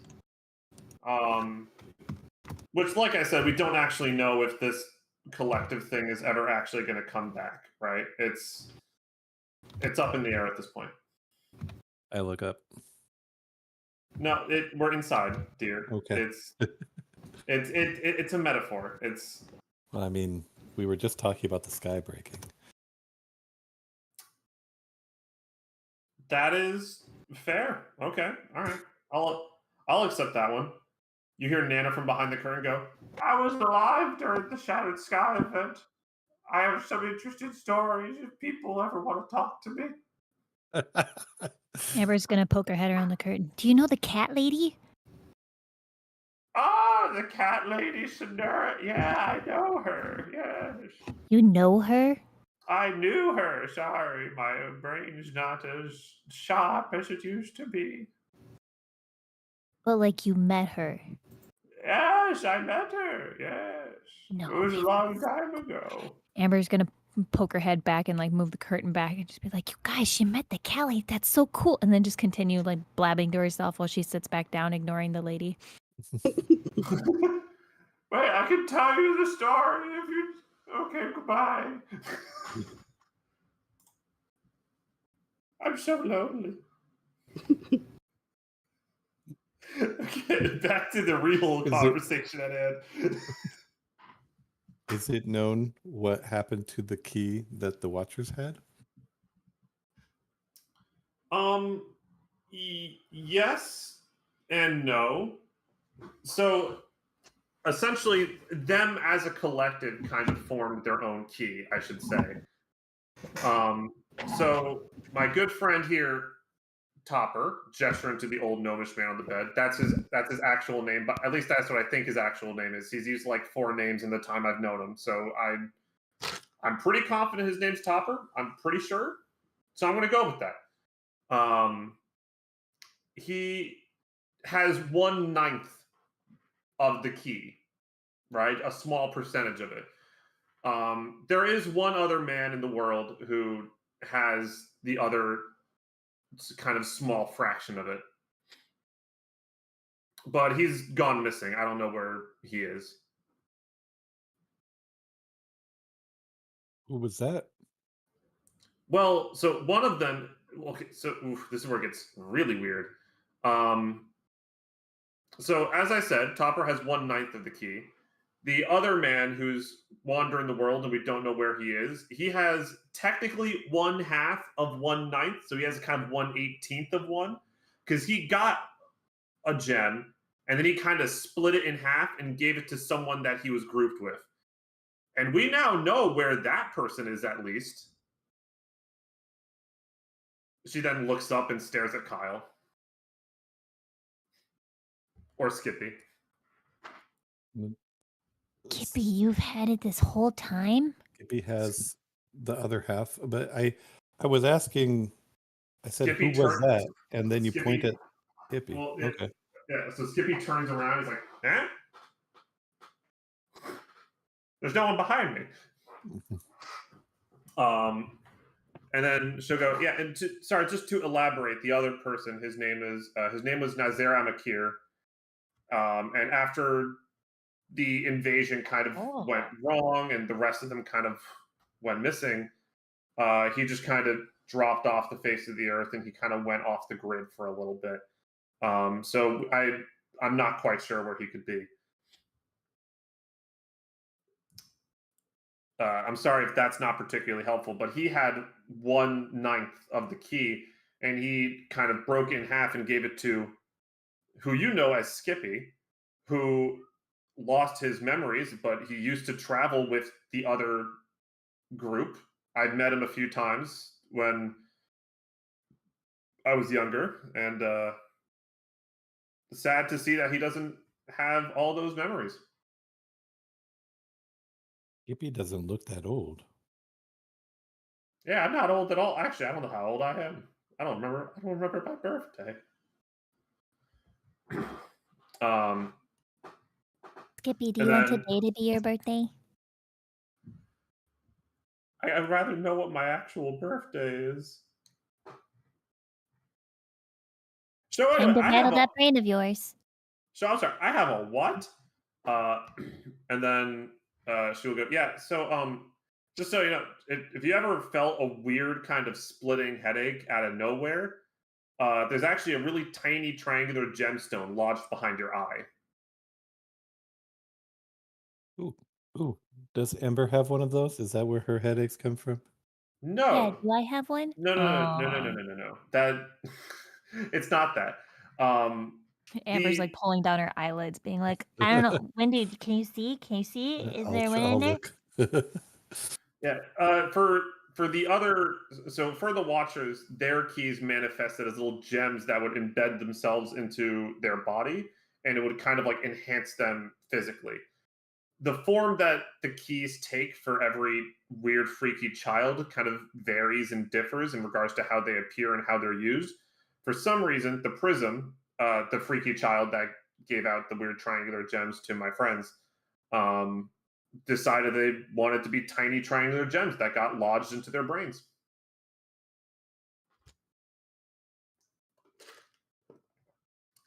So, good friend Skippy, or I used to know you as Kyle, you have one lodged behind your brain. Please don't use it. Do not use it. Don't do it. Just no, don't use it.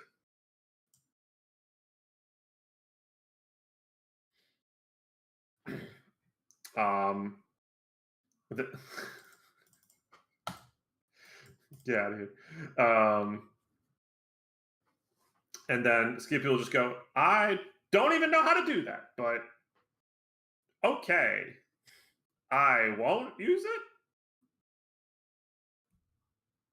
What does use it mean?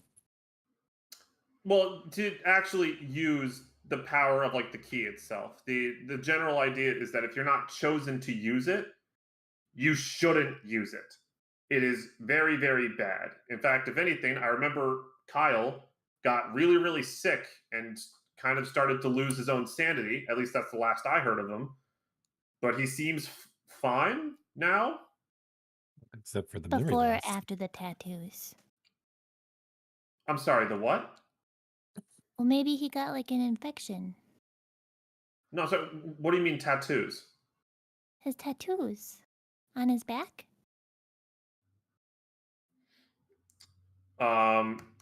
Skippy will just kind of take off his shirt and he'll go, yeah, these. I've had these. I don't know what these are. Do you know what these are? And then Rose will look at it and go, I have no idea what those are. That's. I don't remember you having those. Then again, I never saw you without a shirt, so you might have had those all along. I don't quite know.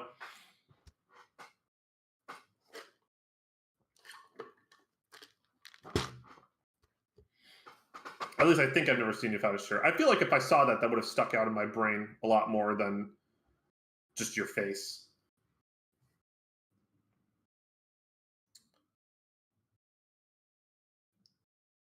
But I mean, on one hand, I guess I don't want to like worry any of you or anything because none of this will really matter, I guess, because unless we're expecting another Shattered Sky invasion, then I think we should be fine. I think. Maybe.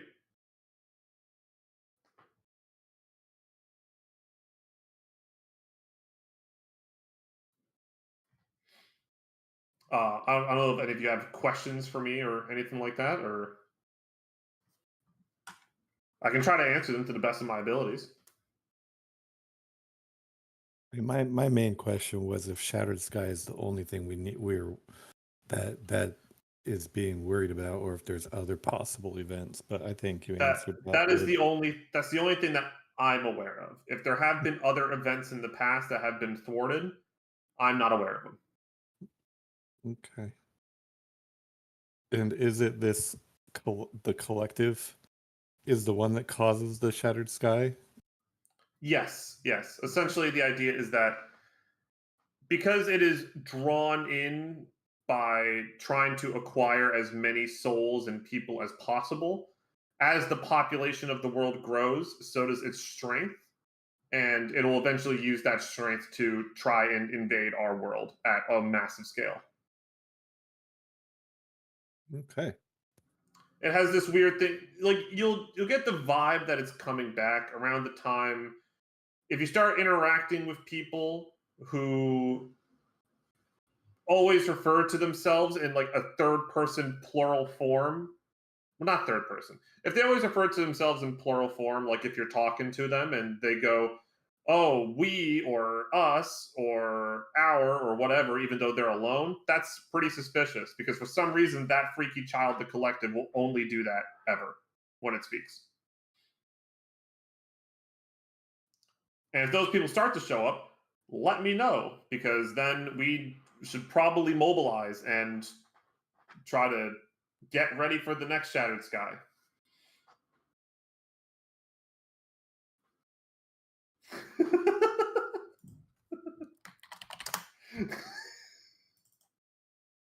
We had a good quest. That's so funny. The other group, I already gave a lot of this lore stuff. So they're like, we need to go find more keys. This group, we need to reduce the world's population. Those are technically both solutions to the problem.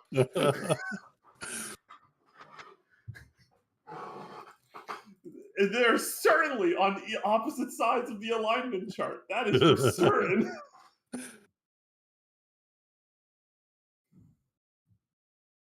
I find it so funny. Just this group is just like, so we need to reduce the population. Huh? What? Starting with the people in this city. It just fucking kill Rose.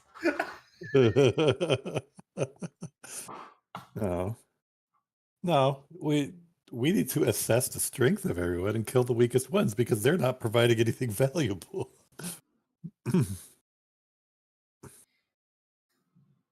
We're getting a lot of good information from these people. We should start elsewhere. Let's go back to that vendor that was trying to rip us off. Yeah, I want to pickpocket him. Oh, wait, we're not actually talking about that? My bad. Can you cast invisibility? I'm sorry, I've been playing a lot of Baldur's Gate. Yeah, I was about to say, I feel like someone's been playing a lot of Baldur's Gate. So much. Like 160 ranger hours and take now. human and elf as my favorite enemies. Ooh.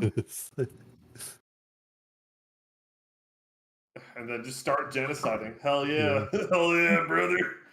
Playing a druid in my campaign with Kevin, and I'm playing a wizard in my solo campaign, and I am just wrecking fate. I read that there was an achievement for beating the game with a multi-class character that has one level in every possible class. Yeah, in every class. Oh no. Yeah. I saw that one too, and I was like, ooh. But it's also like there's 8 different classes or whatever the maximum level is. There's 12 classes and max level is 12 or something. Yep. So you're basically level 1 in every class. Mm-hmm. Yeah. Mm-hmm. I want to do that for like a playthrough at some point. I'm trying to do a bunch of playthroughs with like I'm gonna play wizard straight, I'm gonna play druid straight, monk straight, whatever. And then I'll go achievement hunting after that.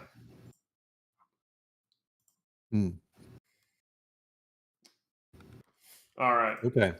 Back to yeah. Do we have any more questions for this person? Is this This is Ingrid that we're talking to, right? No, you're talking to Rose. Oh, this is Rose. Okay. Yeah, this is Rose. Not Rosie, though. Not Rosie. Yeah, she She's grew up. older now. Yeah, Baby. she grew up. Oh, no. He used to be a creepy baby. Used to be a creepy baby. Like the creepy baby our in the first gif that baby. David just posted in D&D memes. She was Literally the the inspiration. Yeah. Except more fiery. True, much more fiery. Yep. Instead of wet. God, I forgot how fucking sick that scene was of her crawling out of the TV like that. Like the special effects on her to still make it look like It looks like it's still Like- a TV image, like the Yeah. VHS flicker. God. What a Yeah. God. Some That's what it reminds me of. So I've been watching Wheel of Time on Amazon, and they have scenes that happen in the dream world. And the way that's given away is they have those kind of cuts where it's like there's a couple seconds gap where it's the same scene, the same shot, but somebody just sort of skips a little bit to a different position. And that only happens in the dream world. And that's like how you know that that's the dream world. But I was like, I was trying to remember what it reminded me of. It's the Ring, you know. Okay. So I have some fun news. All right. If you have no more questions, all right. There's nothing immediately pressing that needs to be done. So Rose would just kind of suggest to you wonderful people that you perhaps spend a little bit of time in the city, try out some of the cuisine. There's a lovely theater where there's a wonderful dance troupe that performs there every couple of days. Very fun. And We are on vacation. you are on vacation. And this is also to say, wait for it, because you get downtime, you level up. Oh wow, that's surprisingly quick. But I guess I'm trying. Oh. I'm trying to get quicker at like actually Yeah. doing level ups proper, because technically, since the last level up, you fought like 3 fire elementals. You went through like a cave dungeon and stuff like that. You fought the giant bone snake. So it's like this is an appropriate amount of combat has Yeah, passed. it actually is now that you think about it. Yeah. So Yeah. that's why. So you guys get a little week of vacation time to yourself in the town, and you level up. Yeah. I think then in third edition the rule of thumb was around 13 level appropriate encounters get you a level up, so that's about right. Yeah. So yeah, and also like I think last time we talked about this, we were talking about like maybe 4 to 5 sessions per level or something like that. That's So also what we did. did about that. So Okay. that's why now I'm saying you guys get to level up, Cool. which I recommend you just do. Yeah. Are we doing that right now? Well, Yeah. we got downtime right now. Let's do the Panic. downtime stuff. Okay. Yeah, so you do have downtime right now that you can use. The downtime stuff, you could just use it to like investigate, do research, because there's a nice library here, etc. I'm sure that there's different stuff that each of your characters might want to do or might want to research or ask around about. So I can, you know what, I'm just going to run through this one person at a time, all right? I'm going to start with the people that will probably have the most to say. Isaac, what do you think Windy would spend his week doing inside? No, wait. You said the people that had most to say. I've got the most to say. Ask me. All right, okay, all right, okay. All right. Jasper's in the Jasper, background just like bouncing with his hand up in the air like, Matt Me. Damon. Did I miss anything? Oh shit, we talked. Okay, never mind.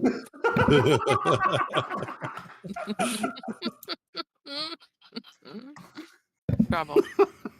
All right, so what is Windy doing with his downtime? I think I'm gonna prey on the Keyblade and see if I can get back in contact with Weave and ask for patronage. I'm not necessarily expecting that to work immediately, but that will be something I'm going to start doing here. That's up to you how you want it to proceed.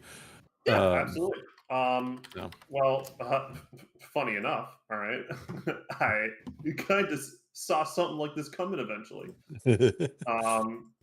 Wild, crazy, and that's why I thought it might be a good time to just talk about yours first, because you might have some decisions to make. Yeah. So yeah, at a certain point, you kind of you're kind of like talking to your little keyblade, right? Trying to get any kind of response at all from this thing. And during probably the third day of like about your week off, you do kind of get some kind of response in a pretty uncomfortable way. In that you're kind of like in like a tavern, right? You're kind of in your room, you're just kind of sitting on your bed, just trying to just kind of thinking to yourself, right? And then as you're kind of talking to your keyblade and trying to get a response out of it, the wardrobe opens up and some of the clothes kind of start to animate and take like an almost humanoid shape, and you see some of like the threads kind of come out of the sleeves and form what are like little hands, and then you see a face kind of form out of the neck and stuff like that. And then after it kind of takes its form, it doesn't take its form fully as you've seen it in the past. It's more like a wireframe form that you see in front of you. Mm-hmm.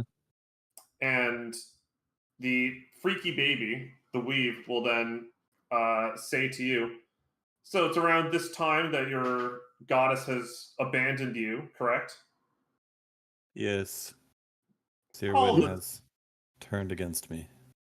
all of this has been foreseen. I've seen this coming for quite some time. I'm sure. I would not expect less from you. Mm. I know you And have your now, reasons to keep it. and now you're begging me for some kind of more power. I am not expecting any more power than what I was given from Sirwin, but I do not wish to go back to her begging for forgiveness. I'm looking for a new patron.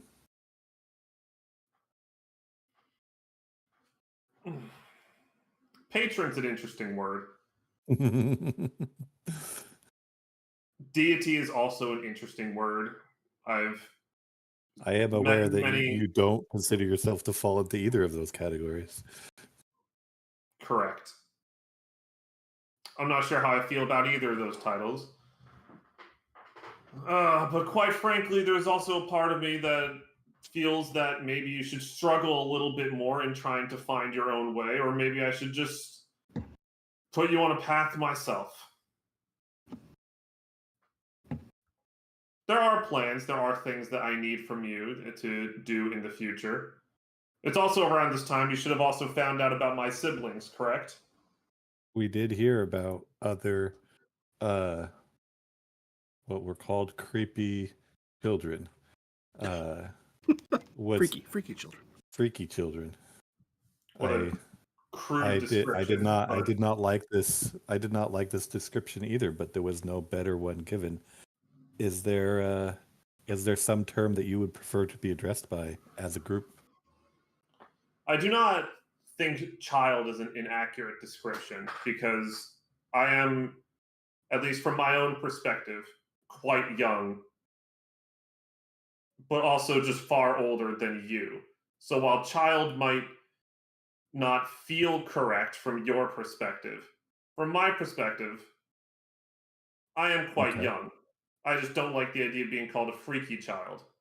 Can we call you the elder children? That can work as well. Honestly, what you call me is of no matter to me whatsoever. I already have my own title. You know the title that I prefer. Yes. Which there's a few that people have given me throughout the years. Quite frankly, like I said, I don't necessarily care. But unfortunately, I have plans for your group, which also includes plans for you. I am happy to be a part of them.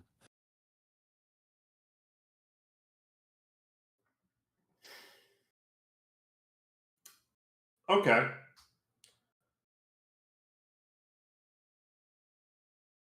I will consider it. Because the powers that I offer, they might not necessarily be to your liking, but perhaps I will offer you some as long as you stay on the track that I have set in front of you. As long as the messages are clear, I will fulfill your requests as best as I understand them. The messages do not need to be clear. As long as you take the actions that I am predicting that you will take, which I know what they are, then we will get along. This is fine. My dispute with Sirwin was that I did not have a clear understanding of her expectations, and this led to our divide.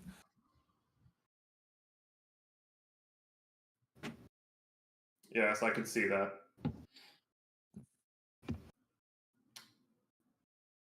Perhaps you will wake up in a few days with some surge of power of your own. I would welcome that.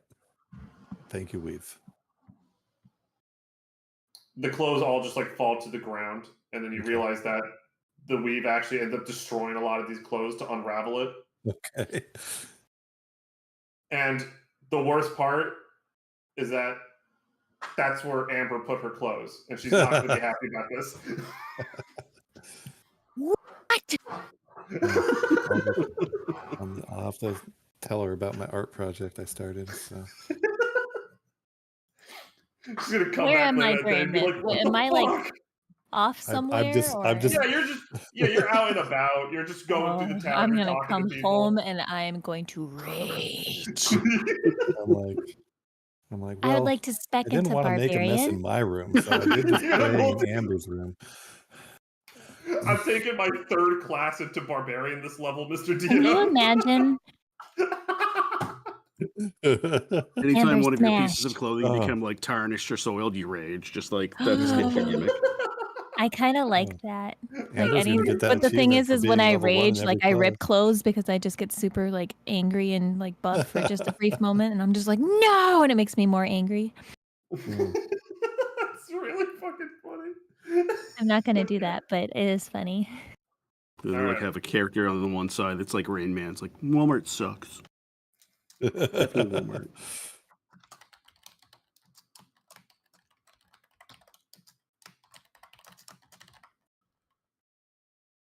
All right. For the weave, Yeah, mechanic wise, I wanted to ask if this does get me back to cleric or if I'm going warlock. I'm happy with either. So, all right. So I Well, will not say, us. I just Alan. sent you. Yeah, so I just sent you a thing. Those are the domains. Those are the cleric domains that it Yeah. offers. I need to remind myself of like the list of warlock patrons. Give me a second. Okay. Because technically it both works. Yeah, I'm not sure I want to do warlock, but if that was the only option for following the weave, I would totally take it. You know. But if cleric domains are there, I'm reviewing these right now.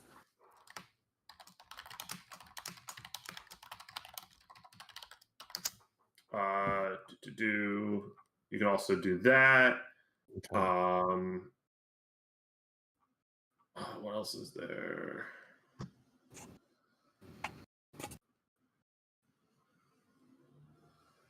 Is wizard or sorcerer not an option for you? Isaac? Sorcerer actually can be an option. So there's something called a divine soul sorcerer. You could totally do divine soul sorcerer. Okay. If you wanted to. I'm sorry, I'm not trying to force you to. Yeah, no, you're good. It's good to have options, and I have a lot to think about. So actually, for sorcerer, clockwork soul sorcerer works a lot better here. Ooh, okay. I have to definitely look into what that is. It sounds fancy. All right. Well, oh man, now that I think, would wizard be an option? But like for like maybe like School of Chronology or something. Ooh. Actually, wizard is tempting. There's Chronology necromancy or- for wizard too. Chronology or divination? Well, if this is something that he's getting from the weave does not give a shit about necromancy. He doesn't give a fuck about necromancy. Yeah. But for like divination or chronology, that would be something that the weave would be down for. So wizard, schools, chronology / divination, which I'm always nervous whenever I suggest to a player to play a divination wizard, because that's kind of really strong. Okay. But that is technically an option. That would be Go OP, Isaac, go. honestly, it would be a divination wizard. Not chronology. Okay, I was just trying to find out. I don't even recognize that word chronology, so I needed Me to look at neither. that. I see it on Wikidot. Oh, it's like Yeah, no, I'm Explorer's reading Guide it. I'm to reading it on Wild Wikidot. So, Yeah. but if it's divination is that's fun. Very.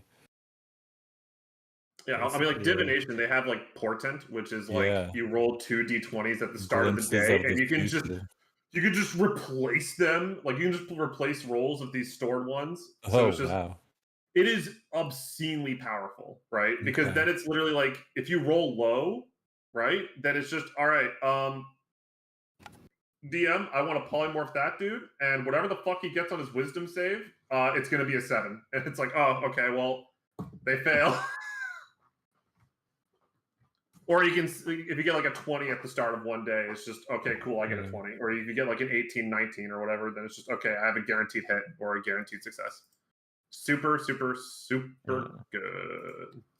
Yeah, Divine Soul Sorcerer isn't complementary to Cleric. If I already have levels in Cleric, it doesn't add much, so that's definitely not something I'll do. You could also just reclass too. I've always been very open about people wanting to do reclassing and stuff like that. Like if you also wanted to do that, I'm not against it. So like then I could just reclass to be 5th level Divine Soul Sorcerer or something. Well, a bit Or more than 6th 5th level now. Yeah, 6th level. now, Yeah, yeah. sure. Okay. I've always found, as long as it like makes sense story wise, I don't care if people like reclass. It doesn't matter to me. That's pretty tempting. So okay, I have a lot to think about. I don't need to have this whole because remember, process. We don't have to talk it all the way through right now, but because I'll let you know. like a good example of this, remember, is that like I did allow Ashley to change her warlock from fiend to hexblade, right? So like I'm not against it. Oh yeah, and here instead of calling the weave my deity or my patron, regardless of what goes forward, I was just looking at thesaurus and I was like, "Ooh, sponsor sounds good." I was about to say sponsor sounds pretty good. Yeah. So that's what it will be. Okay. All right, moving on to the next person for downtime. What would Amber be doing in the city during her downtime? Because apparently she might know people here. That's crazy. What's up? Well, I know Rose did suggest a place for Peach Cobbler. she's gonna be doing some of this. Hot buns. Some of this. Oh.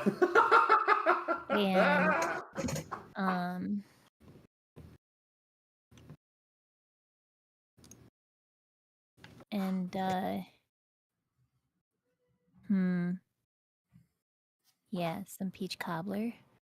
Nice. Okay. All right. I like how we're sharing images in chat of what you're doing. Okay. Yeah.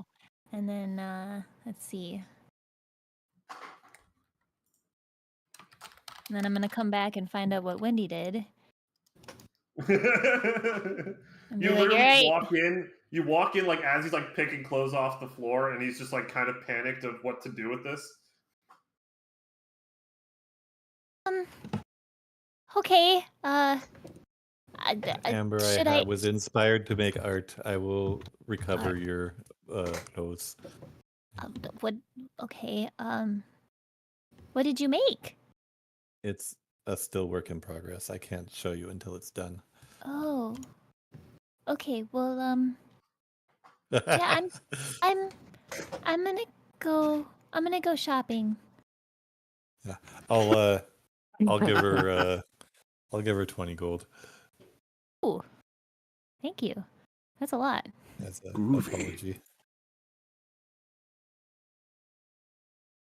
That's like half of what I have. All right, you're able to get a decent wardrobe with More appropriate wardrobe. Yeah, also you'll note that a lot of the clothing that is inside Phoenix Reach is a lot lighter. It's they don't like dark colors. So if you're looking for a more goth aesthetic, you're not really going to find that here. They like really light colors. You just rub some black sand on it. That is true. You could do that. You could. So that's like the type of clothing that they would have. It very much like flows in the wind. It's very breathable, very cool, so to speak.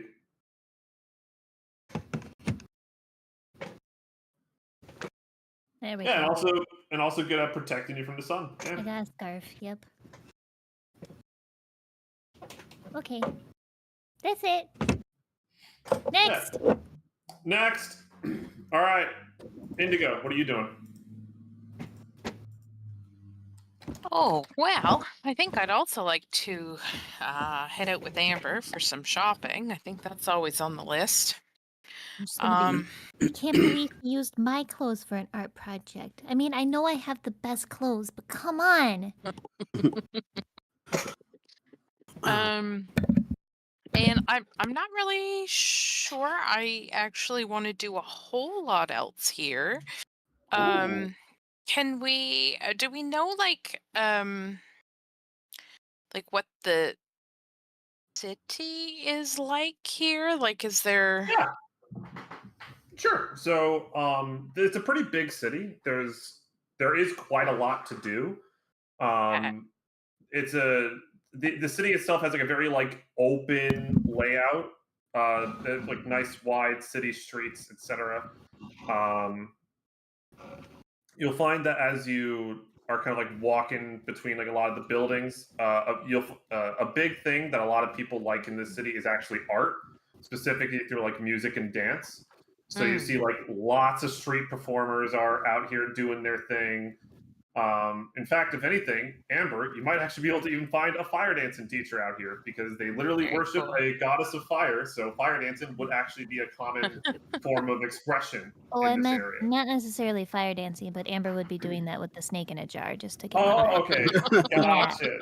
Yeah. Oh, Morning flaming jar. snake in a jar. Yeah. Morning jar practice. Gotcha. Uh-huh. Okay. But I mean, either way, right? You'll certainly find a rope dart dancer. Amber's gonna At hold least the one snake in a that's jar and doing be that. like, I wonder if I can dip you in oil first and then set you on fire to be just like those fire dancers. What do you think? And just he's gonna ask the snake. Give me an insight check. Oh. Come on. Ooh. You start saying this, and he's just like the snake is just like recoiling to the opposite side of the jar from you, and it's just kind of shaking a little bit. Oh, are you excited? I'm excited too. She's gonna continue doing like the swinging and exercising. I think it's a great idea.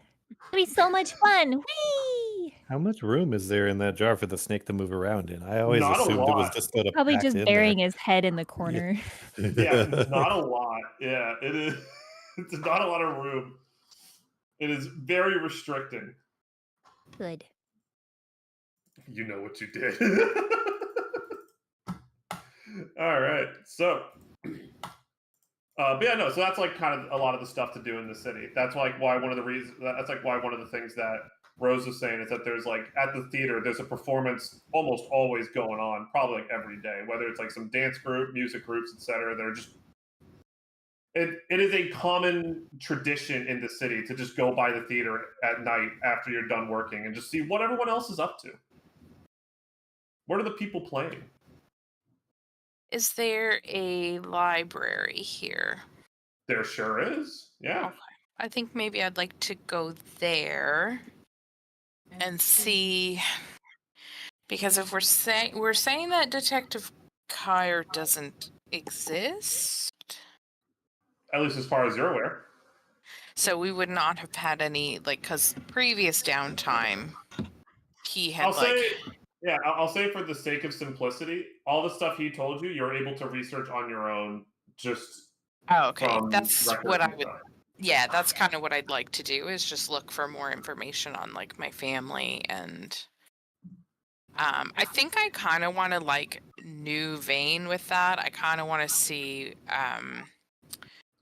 if I can, like, follow Violet a little bit and see if I can, like, figure out how she was able to escape, and, like,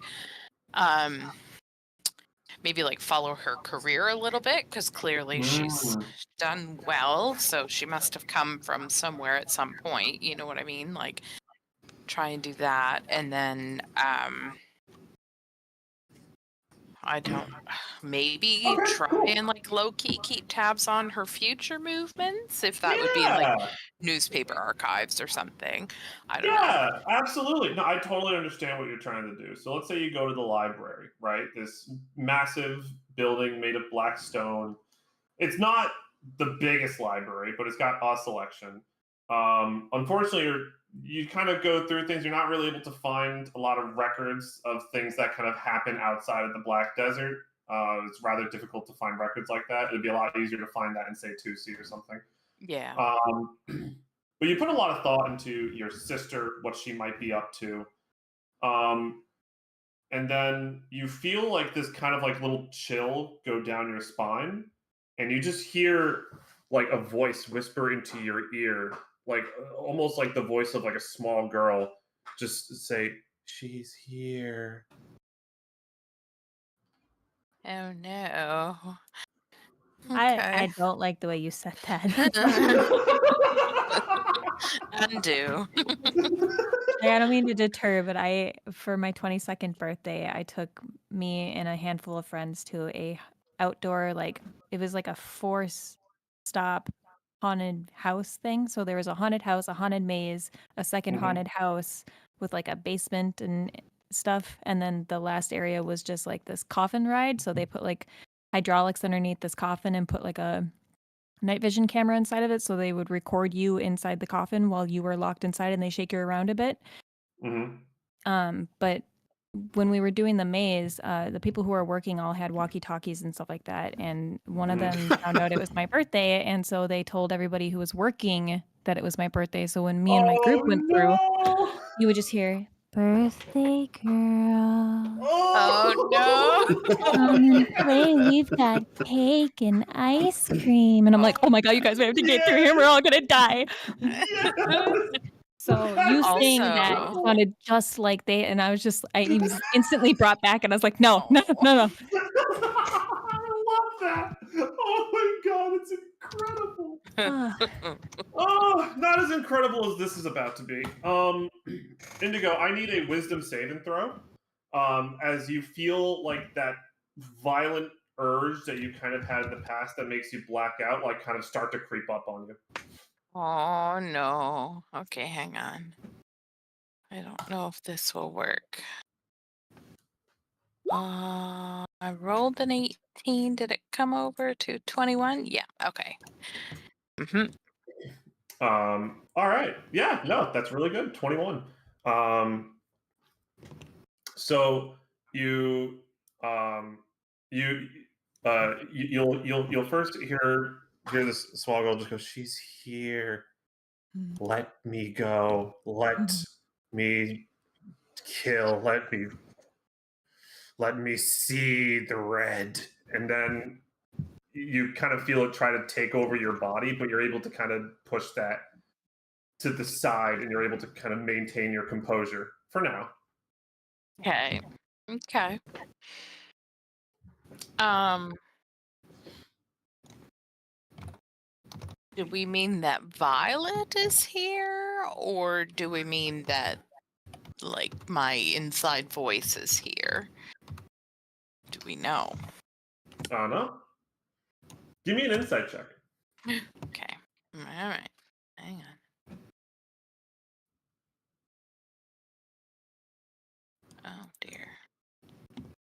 Well, I guess we'll never know. Have no idea. You have no clue what she could be. She's here? Who's she? Is me she? Is she? Violet she? I think we You- just Amber you is like- here. Sure. Okay. You look at the librarian. She? The librarian just looks really confused. What? Okay. Well, since nothing is amiss, that's probably it for me. Okay. Just kind of want to see what we can see on that front. So, All right. Fun. Next up, what's Jasper doing during the week besides Matt Damon? Matt Damon. Matt Damon. He's probably going to do some research himself. He's going to look into different power sources, or sources of power, I should say. And he's going to lean more into the arcane. He wants to get out of his... He's frustrated with the fact that his deity has done this to him, much like in the same way that Wendy is frustrated, and he's looking for another possibility to change his lot in life. Gotcha. All right. Something interesting that you will stumble upon. You're going to try to go to the library every now and then with Indigo whenever she goes in the morning. One of the days when she kind of goes ahead and you're not walking with her, you're just kind of walking through the street yourself. And you see someone very interesting on the street. Uh-oh. Is this character building? You see your father in the street. It looks like he was, you can tell it's him, but he has like a veil on his face that's like covering the bottom half of his face because you know what's behind it. Right. And he's kind of like walking around. You see like someone just like throws a tomato at him because he's very proudly bearing like the holy symbol of Seer Wynn. Okay. Just out and about, which the people faithful to Keorcha do not like. And as he's walking, he'll just see you, and then he'll go, "Ah, son, I see fate has brought us together once again." He doesn't reply. He just looks at him with scathing eyes. I understand.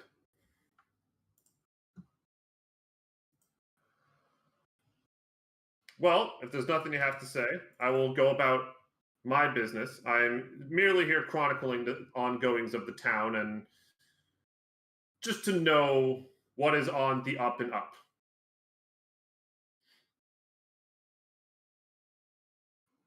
And again, he doesn't do anything to reply. He just tightens his fist. The one that works. Gotcha. He will notice that, and he'll kind of go, "Well, it seems like you have something to say or something that you want to do. Why don't you just say it? I know you must have a lot of pent-up rage and anger." He would just take his dagger out and like lunge at him. And try to make some sort of a sound with like... Bleh.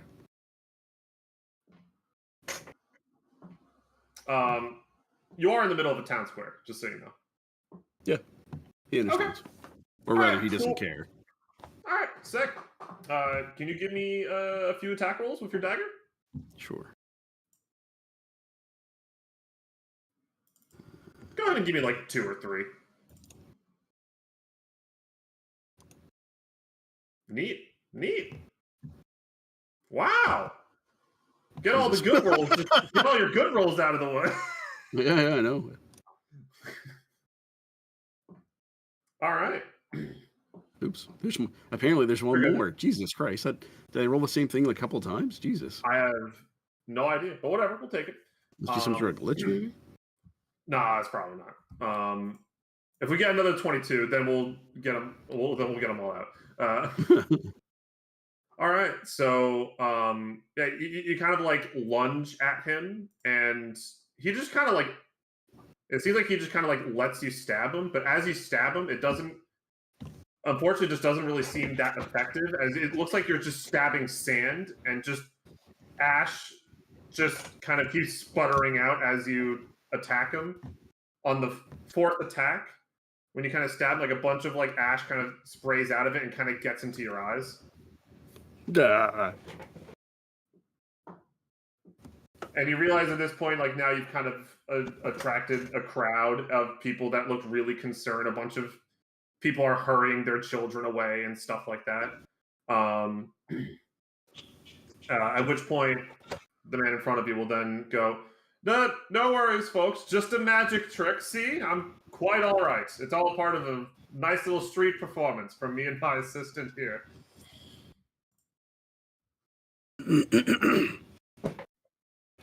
Jethro just he'll put away the blade and like try to bow, only to fall forward on his face.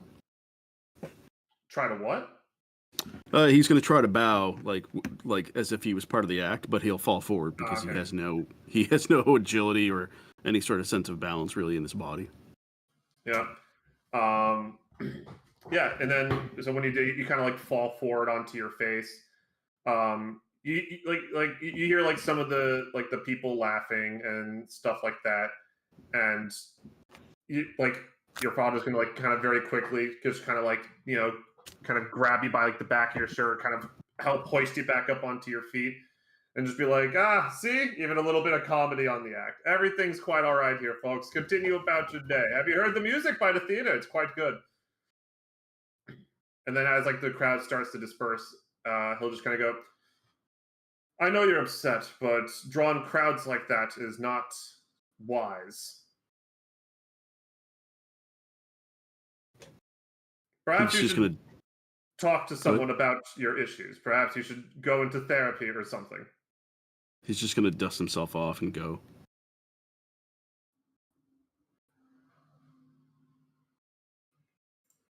Oh, when he's and go, like he's just gonna leave. Yeah, exactly. Okay, like, okay, gotcha. All right. I thought you were gonna follow it up with another action, but I get you. He's just gonna leave. Sorry. Okay, Yeah, no, you're good. Because that's like how I speak, so that's why I assumed it. Okay, so you just turn around and leave, and as you leave, you just hear him say, "Fair enough. I'm sure fate will bring us together again soon." He just flips him with the bird. Fair enough. Fair enough. Yeah. He doesn't look back. He just like over the shoulder, not looking, just like. Meh. All right. Yeah. Fair enough.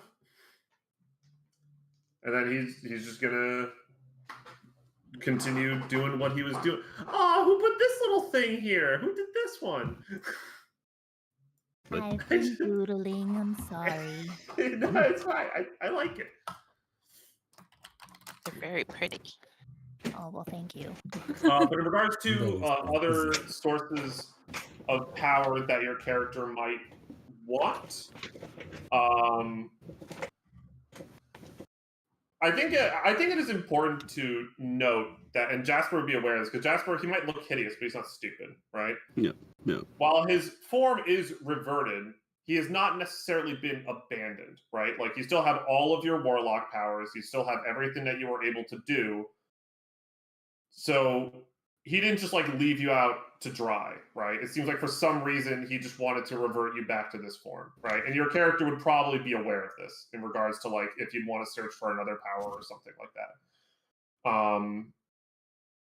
So that's just like a little reminder there. Oh yeah, no, that's understood. He's still like his thought process is the fact that it was far less about the powers, although those are interesting and a means. It's more about his physical ability and his sense of presence, his charisma. You know what I mean? Like the juxtaposition of what his current position is versus what he had with his powers in its entirety. Gotcha. Yeah. Okay. No, I get it. I see what you mean. All right. So in that case, that's what you're up to. In regards to other power sources, the only other power source that would be available to you, at least here, would be to like worship Keorcha, which is a little interesting. It'd be quite a little bit of a shift in character, but I don't know. I've got some ideas. We can talk about it later offline. Yeah, we'll talk about it. We'll talk about it. Okay. All right. David, for party balance considerations, just let you know, I'm strongly leaning towards sticking with cleric and picking when a domain's available to me. But if you chose to move to cleric, then I might take warlock just to make things interesting. So keep me in the loop on your decisions. Okay, sure, yeah, we'll do. All right, fun. All right, Ferrero, what are you up to during your nice little week off? Just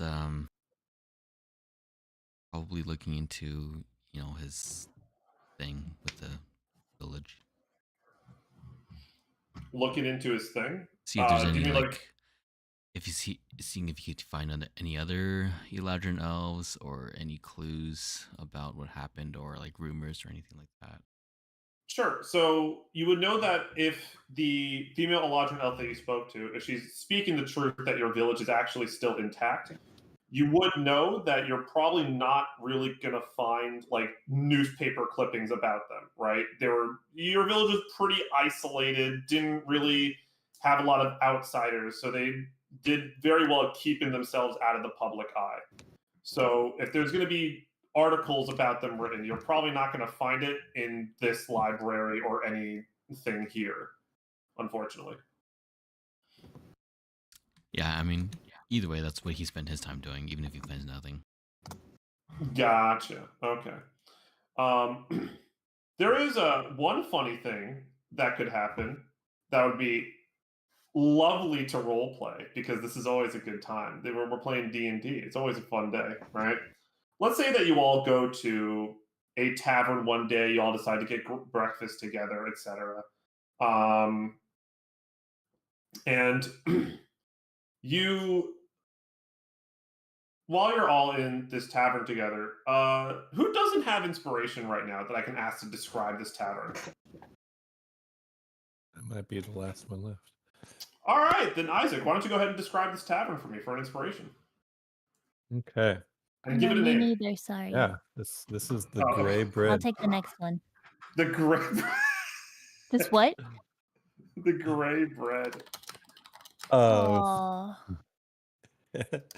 The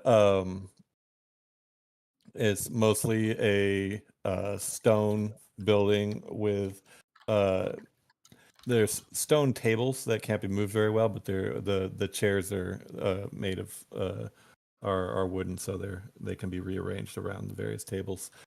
And the bar, the bar is an interesting configuration that it's sort of an island out into the middle of the sitting area, so the sitting area is sort of a U shape around it, and the bartender can sort of be in the middle of the room and command the space from there. And the kitchen is off at the edge of the bar that is against the wall. There is the kitchen's on the other side of that wall, so that's where the food is all coming out from.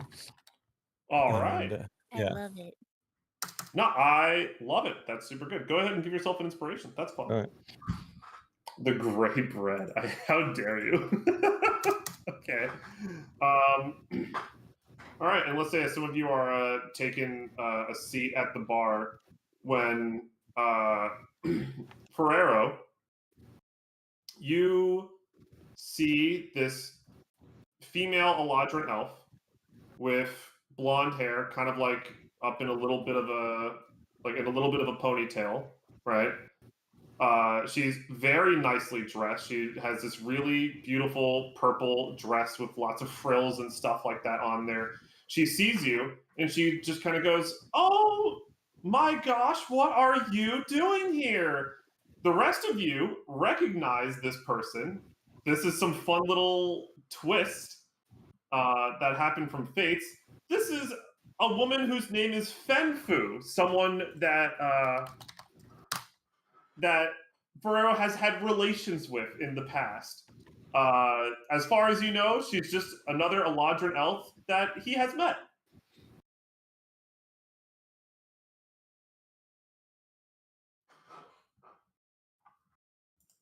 That's fun. What are you doing here? Oh, I was just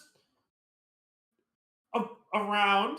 You know, I travel around all the time as I do. I only saw you a couple weeks ago in Tousee. How'd you get here so fast? I've just been busy doing stuff. Uh-huh. Okay, well, look, good to see you. You don't seem super excited to see me, but that's fine. That's okay. I get you're probably working. You get like this whenever you're working. I mean, I'm always excited to see my acquaintances and people I know, Acquaintance? and people I know. I mean, I'm a little bit more than a person you know, right? I mean, Of course. okay. Um, Ghosted. is there something you want to talk about? Are you okay? Is there something you want to talk about? Well, I wasn't I'm expecting. pregnant with your freaky baby. Sorry, I'll shut up now. It's so funnier than you realize.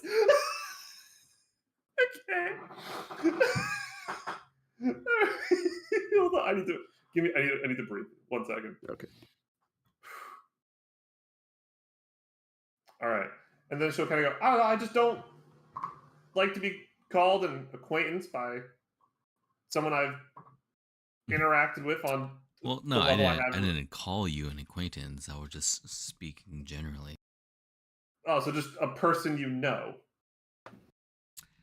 I mean, technically, yes.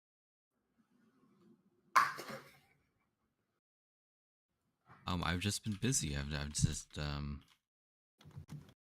been traveling with a group of adventurers like me. Been trying Well, to figure out what happened. I've already met all. I know who all your friends are. I've met all of them before. Hi, everybody. How's it going?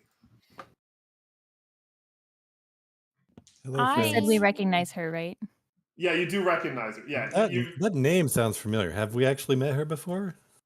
it certainly does sound familiar from a meta perspective, but okay. don't worry about it.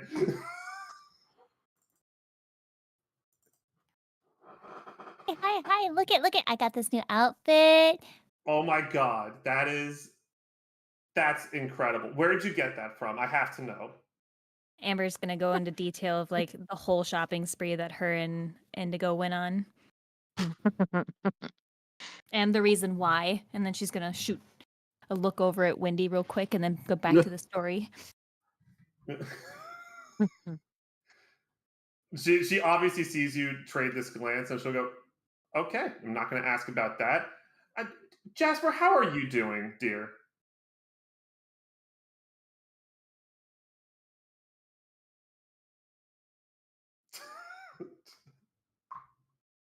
Is he there? Did he stutter? Matt Damon, I said. God. Oh, we didn't hear didn't- you. Yeah, we didn't hear Oh, that. sorry. Oh, okay. All right. Cool. All right. Yeah. So yeah, you say Matt Damon. She goes, yeah. Poor thing. Ferrera, we're gonna talk later. Something's off about you, but I have things I need to attend to right now. Is there anything you need our help with? Oh no, I don't need. You know me. I don't need help with stuff. I just wanted to come here and just see the sights, do a little bit of shopping, etc., etc. Okay, well, if you needed to talk about me to something, or you need to talk to, my God, I can't speak. Hold on. If you needed to talk to me about something, you're free to do so whenever you like. Let me know. Like if you need to go to a doctor's appointment and hold my hand. I'm just saying. I think we need to take both of you to the doctor. All And then at that point, when you say that, she'll go, all right, fine. How come, like, I tell you that I'm going to be going out and about and you never want to go on a vacation with me, but then suddenly I see you in the same spot where I'm taking a vacation, so you never want to travel with me, you always want to travel with your friends, all right? Am I not important enough for you?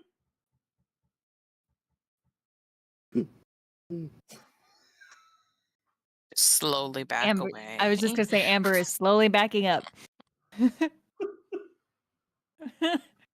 Put the pin back in. Put the pin back in.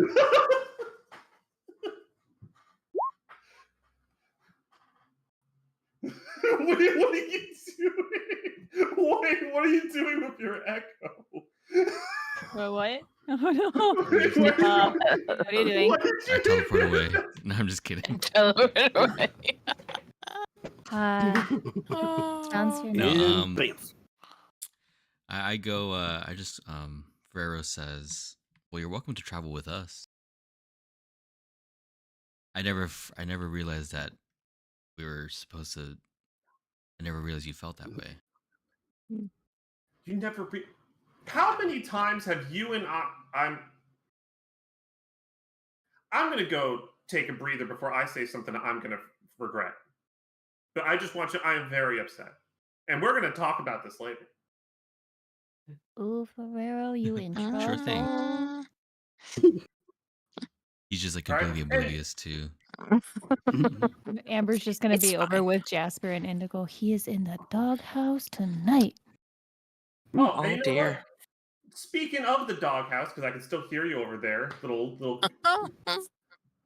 little gossipers. Don't worry, I love it though. I love you both so much. Speaking of a little bit of gossip, maybe you should start taking this a little bit more seriously, because I just found out I'm fucking pregnant, and it's probably yours. Oh Probably. no. What do you mean? Have Probably? you heard Matt of our Damon? good friend Maury Povich? Brother Ferrero, do you want me to take care of this for you? What, the baby or her? Oh, he could make another Whatever- wall baby. whatever- Just come down this back Poison alley. Hold on. I'm so hyped to see what he means by this. We've come full circle. Oh, the best. Fuck yes. Chaos hobos unite. If one of us has a problem, we all have a problem. Where are you going? Okay, what's going on here? So what's gonna happen? What do you mean take care of this? I think all of us are going. Well, okay, so did Ferrero respond? What do you mean take care of? I lost track of the conversation after I said that. That's fair. All right, so At first, I said Alright, like, you just- probably. Probably. ignition. Okay, hold on.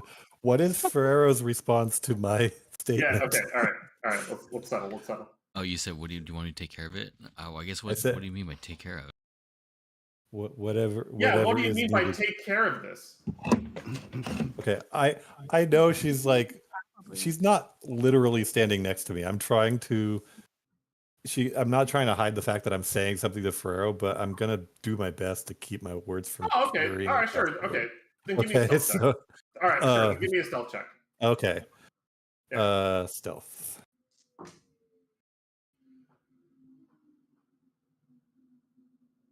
Where is the button? There we go. Ooh. Apparently, it's affected by the heavy armor I'm wearing. Well, Oh. tragically, she got a 19. So Okay. so she will say, like, what do you mean take care of this? You don't want to be taken care of? I thought this is why you tell him you have a baby. What do you mean, probably? Oh, I have weird physiological issues that make it very difficult for me to get pregnant. I'm not going to go into details about that. Oh, I thought you meant it probably is Ferrero's baby. Well, sorry. As in, it It might is. not be Ferrero's baby. He's the only man I've had relations with over the last effectively several years. Okay, so unless I'm the Virgin Mary, all right, it's his. Who's the Virgin Mary? That's a I good don't know. question. I Sounds did. horrifying.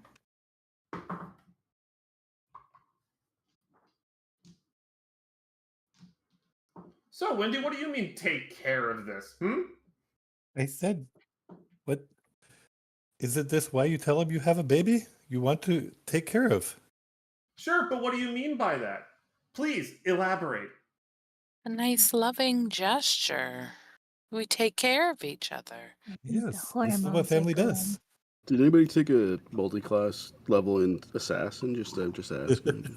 just wondering I mean, I'm in rogue, but no, for reasons. I can sneaky sneaks.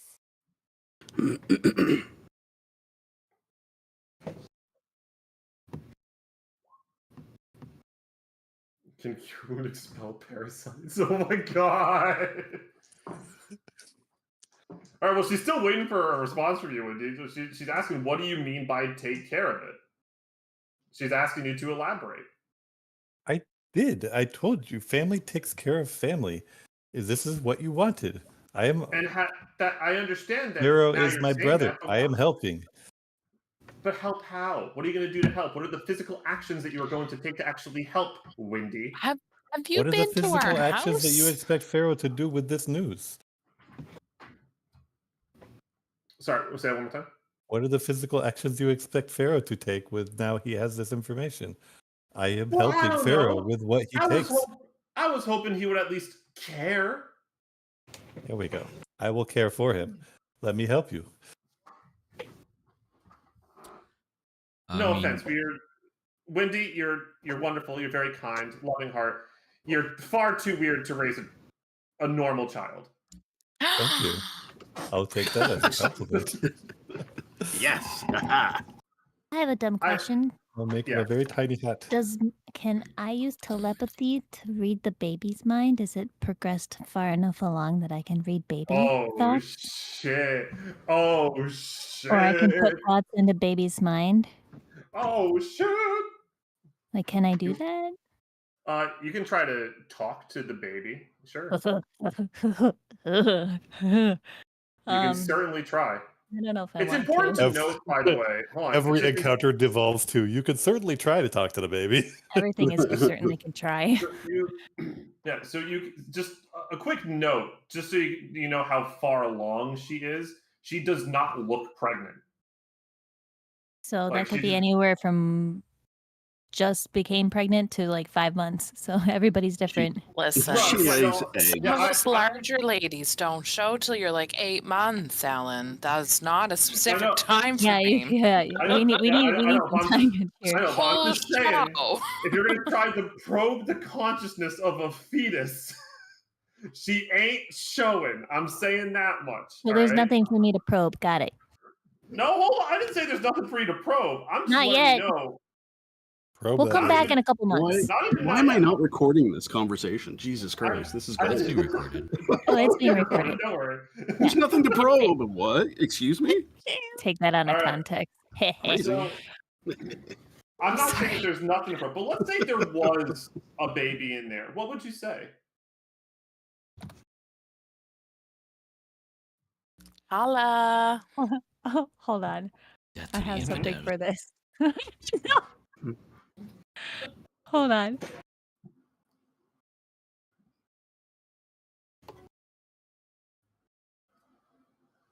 I'm holding. Hold on. Please hold. There we go. You guys know the Pokemon theme song, right? Pokemon? Are you? You're not. You're just gonna use telepathy to sing the Pokemon theme song Yeah. to the baby. Uh-huh. But instead of very I tricky. want to be the very best, it's you're going to be the very best. Like I'm going to like pump this baby up.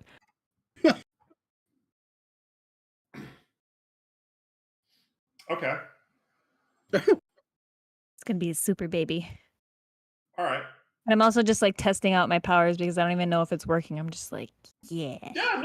No. That is totally fair. That's absolutely fair. You're just gonna hear back. Who are you? Whoa. I am your cool Aunt Amber. Hi, cool Aunt Amber. Do you have a name yet? I don't know. Oh.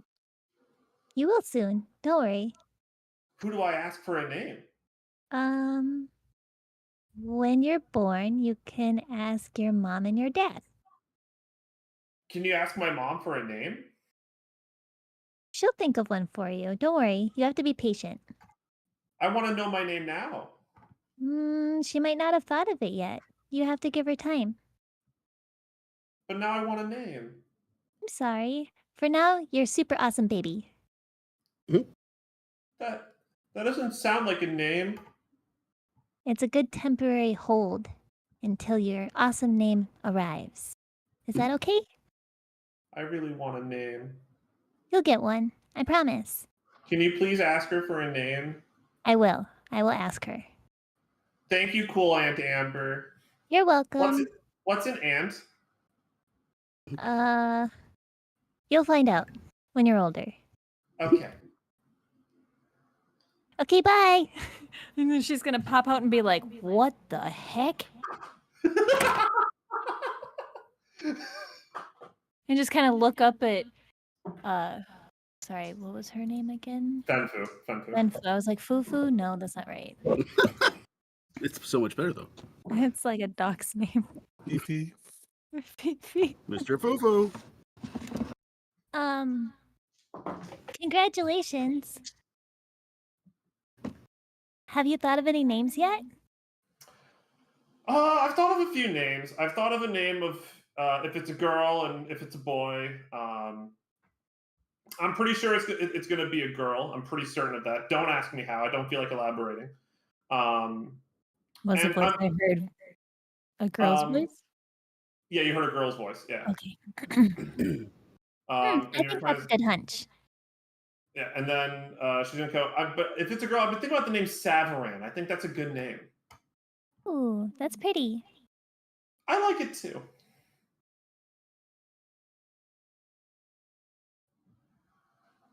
Amber's gonna hesitate because, like, Yeah. do we tell her that her baby's conscious now, or nah? I think it'd be really funny to tell her. That's me. I don't mean to be nosy, but when are you due? Like, how far along are you? Oh, my physiology is weird. Don't ask. I'd appreciate if you don't ask me to elaborate further. But I'm due in probably a few weeks.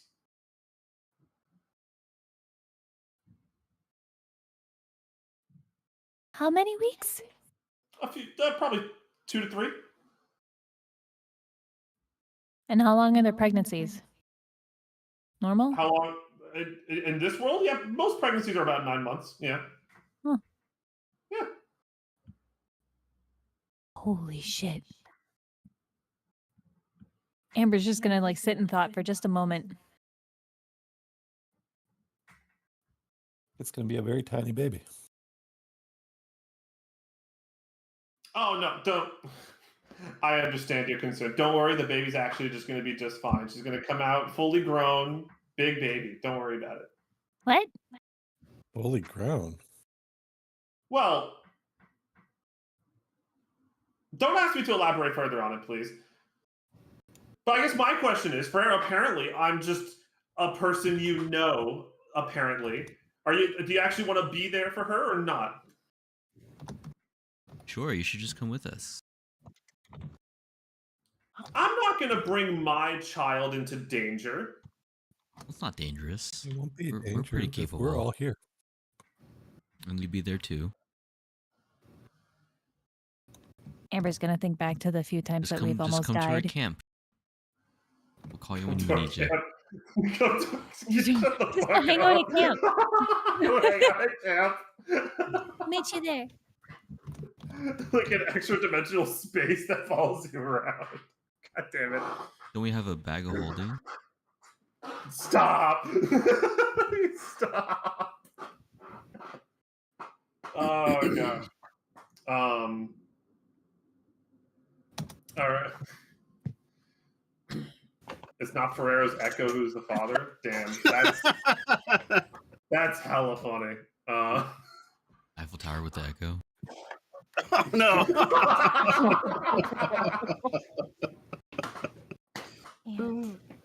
Oh shit! Oh god. You can All swap, right, swap back and forth.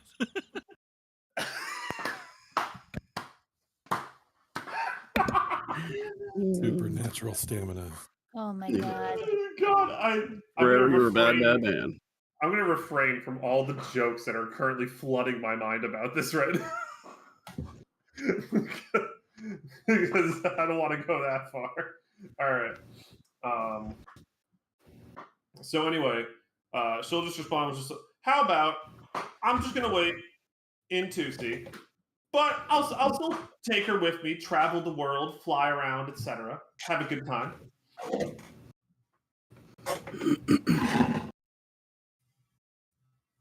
I think she deserves to actually see the world, but not be constantly put in danger by whatever the fuck you do during your free time. We are explorers. Apparently, it's being a Adventurers. father. Well, we met some very interesting fathers along the way. It's true. Well, fortunately, you know that one of them is going to be within your group, traveling around. Bum, bum, bum.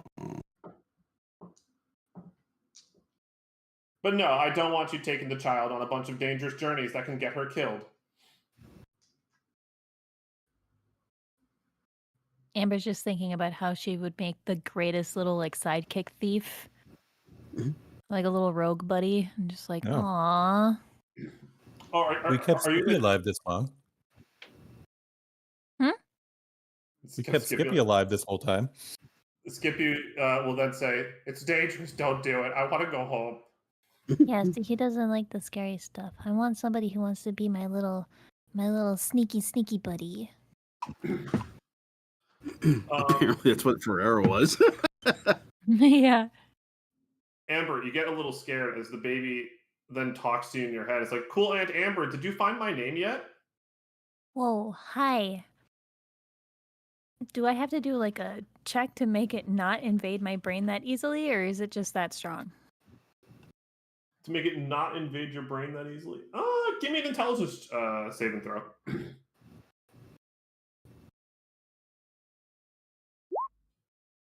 Cool, Aunt Nope. Amber, did you find my name?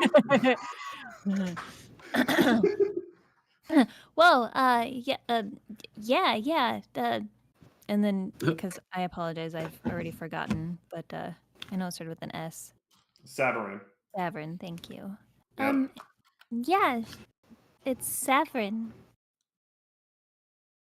Savarin. Yeah, I am isn't it Savarin. beautiful? What is beautiful? Beautiful is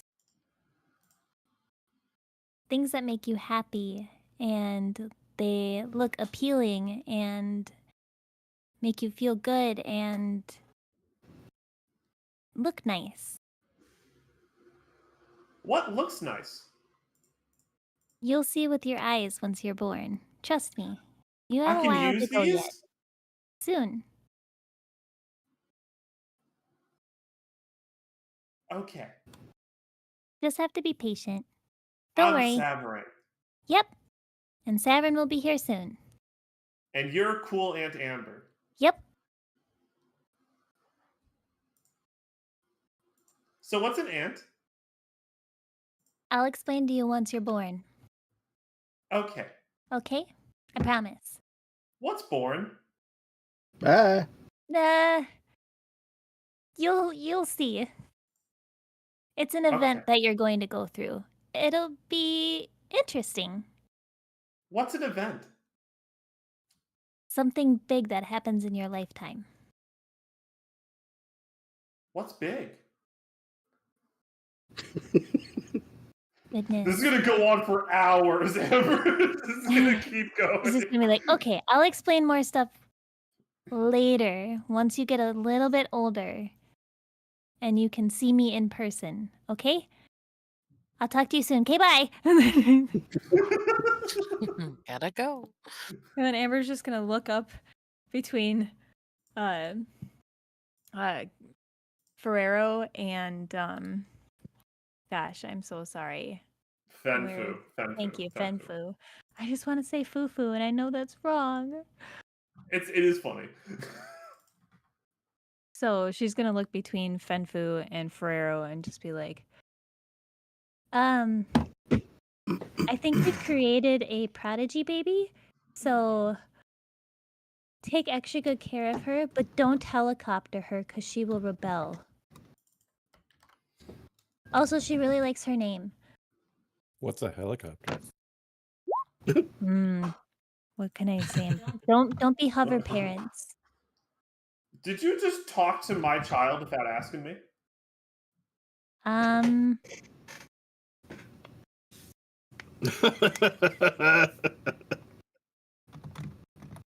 Maybe. I got this new that's not an excuse. I'm just gonna keep my mouth shut. I'm sorry. No, actually, it's quite all right. I was just yanking your chain. You can talk to her if you want. I know she's conscious. You talk to her? I've talked to her a few times, yeah. Oh. She knows Alright. who you are? Oh, yes, of course. Our physiology is quite fun. Fun. That's an interesting way to put it. You'll then hear Fenfu's voice inside your head go, yes, fun. Huh. I'm still learning how to do this. It takes practice, dear. Uh-huh. So anyway, I'm going to go ahead and finish my vacation before I have to become the mother of a newborn. So don't die. And maybe, I don't know what you can possibly teach our daughter. Maybe you can teach her how to fight at some point in the future. I don't know. That's probably the only thing you'll be good for, I guess. After all, apparently we just know each other, or we're just acquaintances. I see how it is. Yeah, you should come with. We have a nice base. I think if we have an extra room, we could repurpose that into the kids' room. I mean, you've seen my home, Ferrero, and I've seen your home. I'll stick with my home.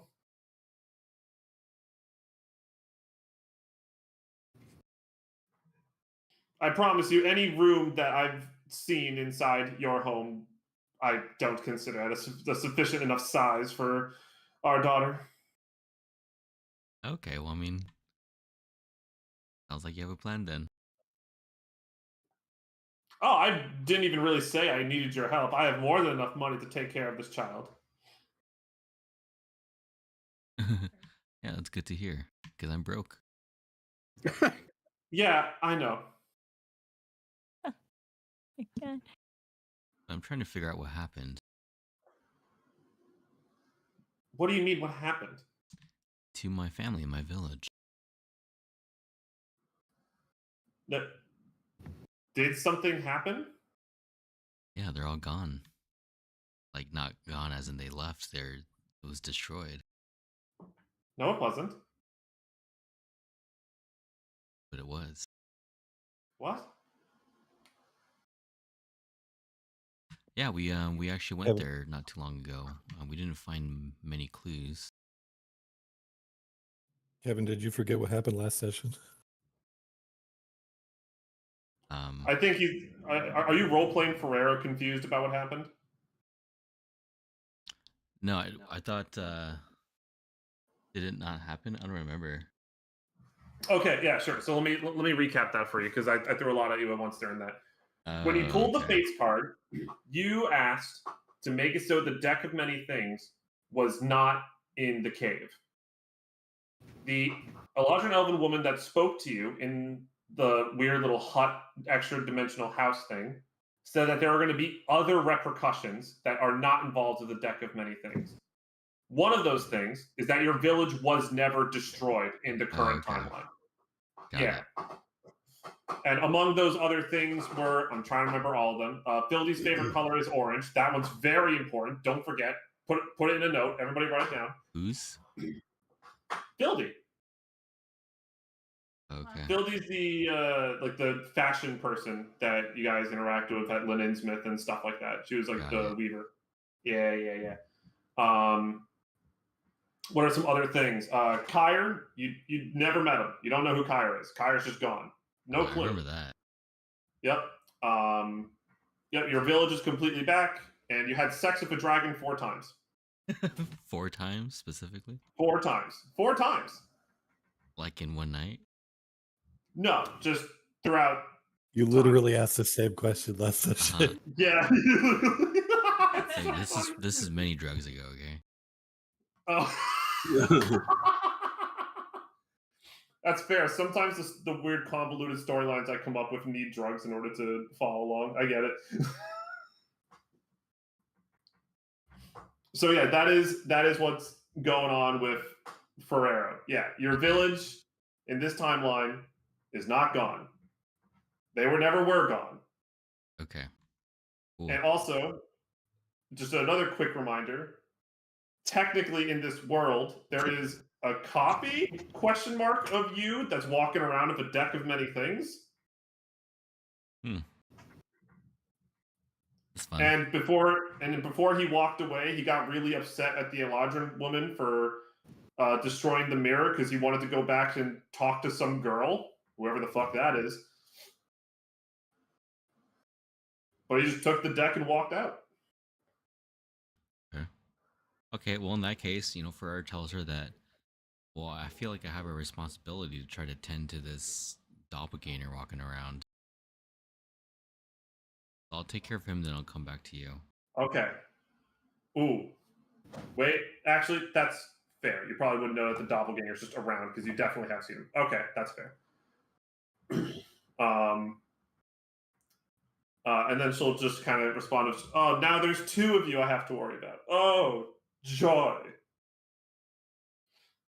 Listen, you're lucky that you're a good, looks around, sees that there's like other children in the tavern, that you're a good performer. So I will see you at some point again in the future. Okay. But I Best need of to, luck to you. and I'm going to go finish my shopping.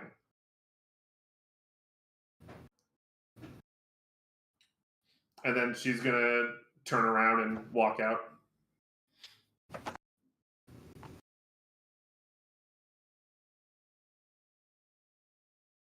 Ferrero, I didn't know you made babies. Apparently. I didn't know either. Well, congratulations. She sounds cool.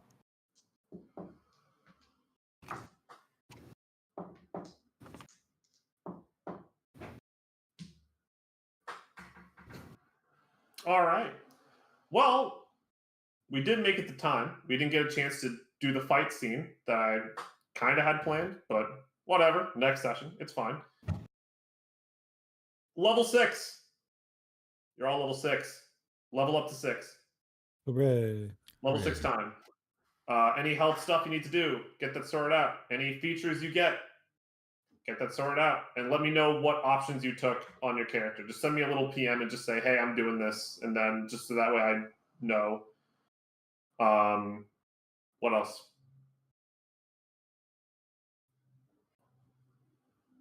I don't know what else. And then at the beginning of the next session, we'll pick up with the next quest. Oh, golly. Well, there's 2 quests that I have in mind for the city. We'll get through them. We'll figure it out. You'll find out.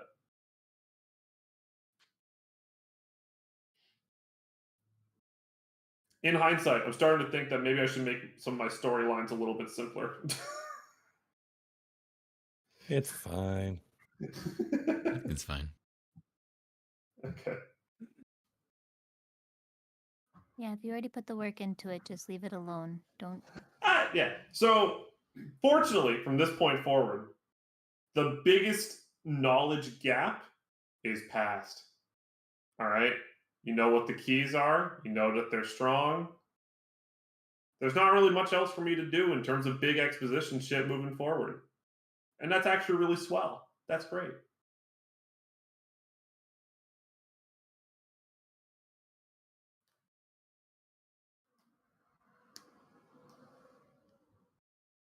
All right. Anything else that people want to chat about before we disperse? I'm just gonna let everybody know. I think I've decided to stick with full cleric and switch to mind domain. But David, let me know if you want to do anything interesting. We can make sure we have a balanced party, or at least as balanced as it can be, given our current choices. Sure. If you're gonna switch to cleric, I can make other decisions too. I was limited. I couldn't multi-class to wizard because my intelligence isn't high enough. So there's I can go to warlock or sorcerer though. Also, another just quick lore reminder for you, good friend David. You are technically in a pact with your patron. So while you might try to use power from other people, that doesn't mean that you dodge your patron. Sure. Just letting you know about that at least. Okay.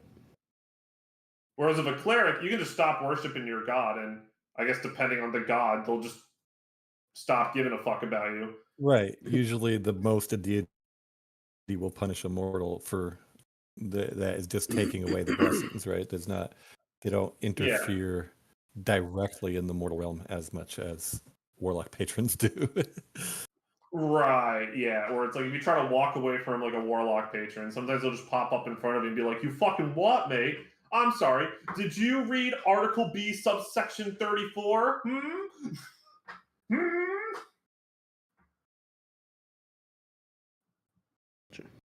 Except Jasper's patron is kind of fucking weird. He doesn't really talk much ever. Madam. Yeah, touche. No, he doesn't. Yeah, he just doesn't really talk much. He'll talk to like messengers effectively, and Chard is like Jasper's messenger. So the way that like Jasper gets instructions is effectively just getting them from Chard. Is the relationship there? But even then, like half the time when Chard goes to like try to talk to Dub, it's just like, "Hey, do you have anything to say?" Dead silence. Okay, and then he just leaves. It must be nice. Opposite over here. Yeah. Meanwhile, Dothr's a fucking pain in the ass. He's so annoying. He doesn't shut the fuck up. Wonder why Amber has all those headaches. Yeah.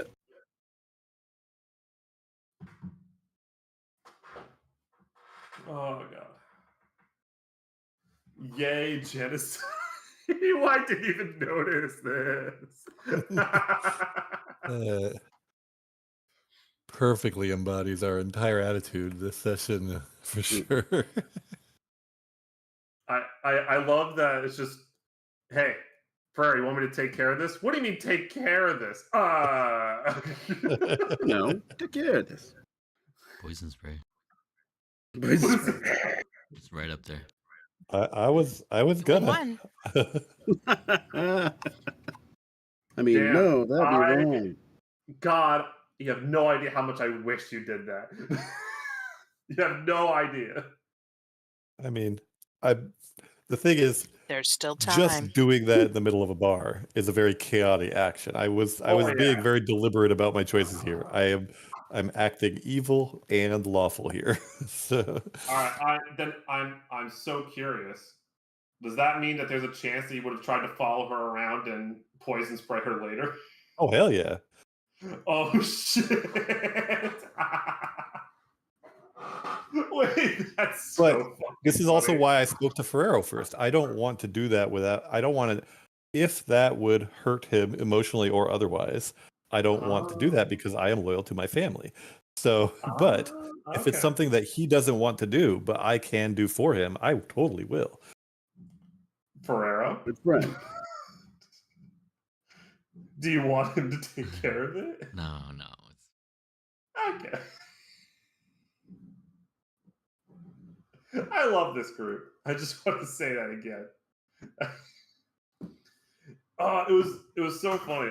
The Saturday group, because they had like a really easy time in the dungeon, and they just like plowed through it just due to like some creativity and stuff like that, and just beat the BDEG of that dungeon. I was like, oh, okay, yeah, you guys killed it.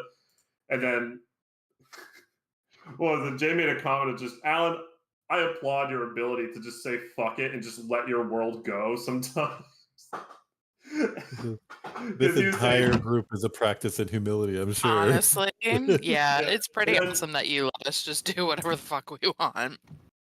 And then he made a comment of just, Alan, if I was a DM and someone did that to me, I would have just been like, oh, what's this? A second one of that big boss just comes out of the wall? They had a clone the whole time or something? I'm just like, nah, you killed her, so she's dead. That's just how it goes.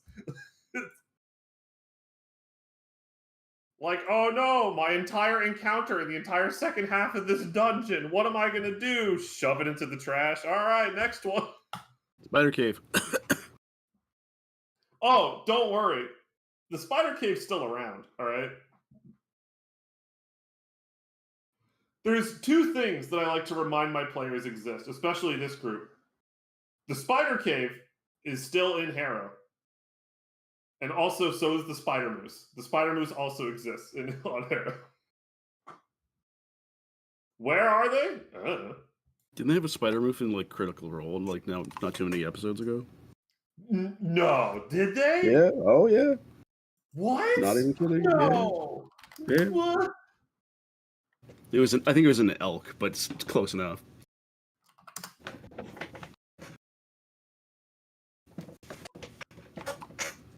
What? That'd be so sad. This is why you got to email your ideas to yourself so you have timestamps, Alan. Oh my god. Well, also, like, first of all, it's not even my idea. That's a creature from Shadowrun 5th edition.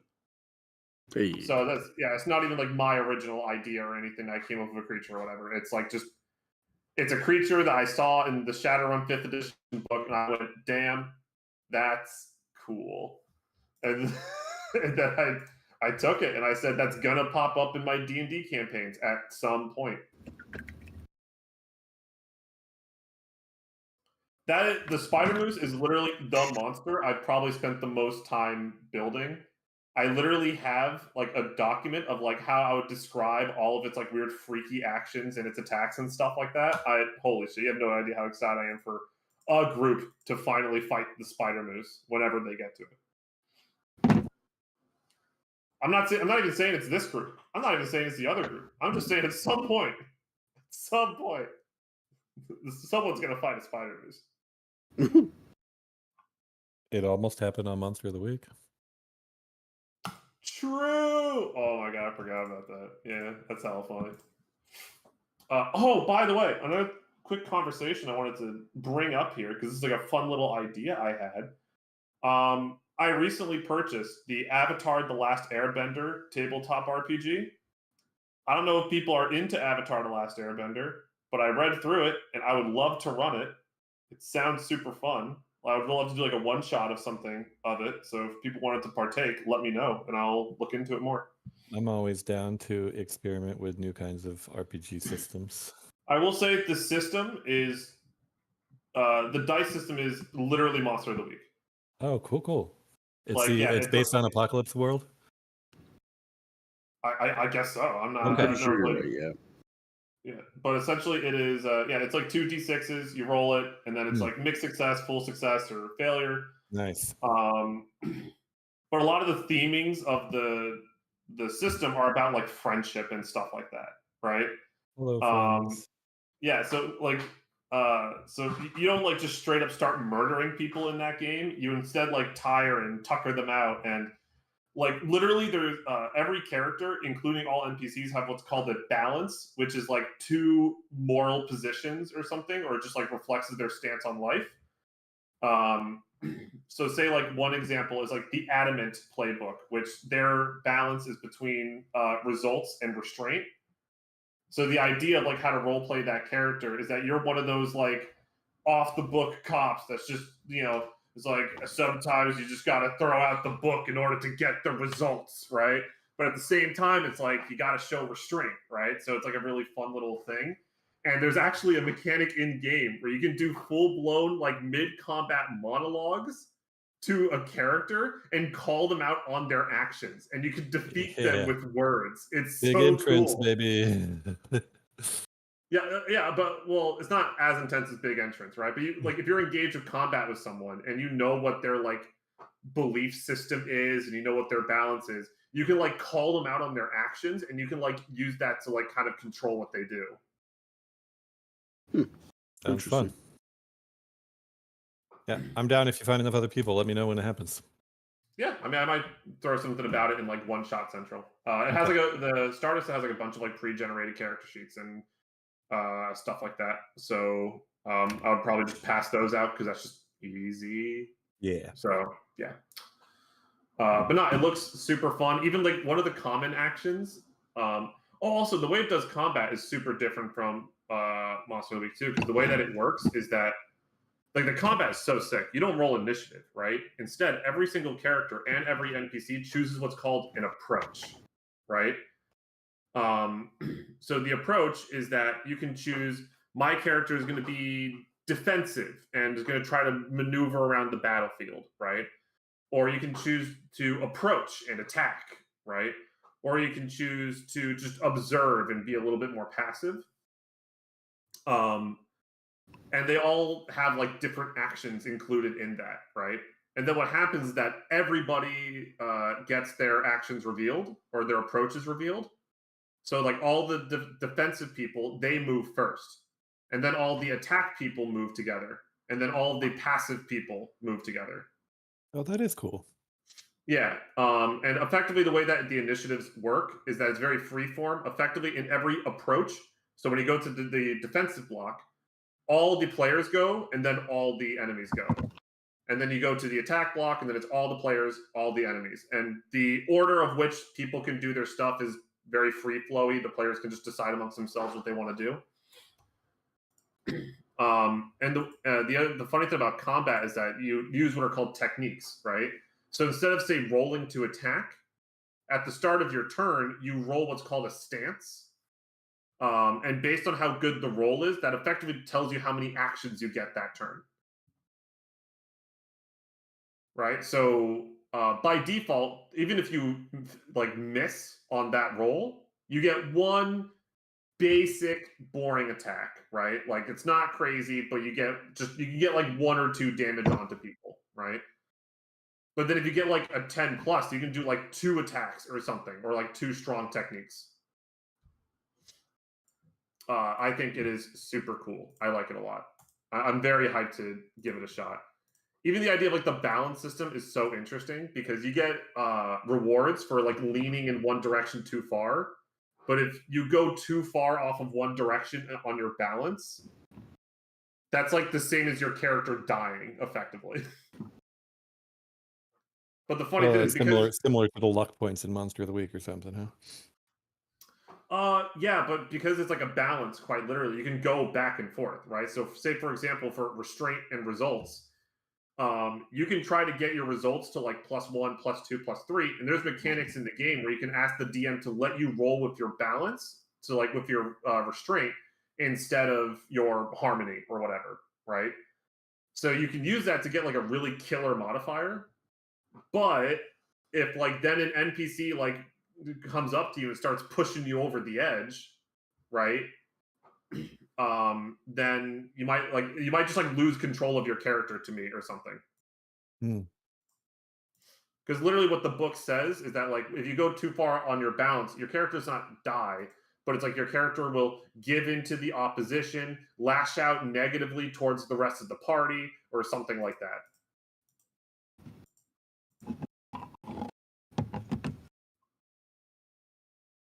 Chaos hobos. Oh my gosh. I'm already loving the like people could just draw on here.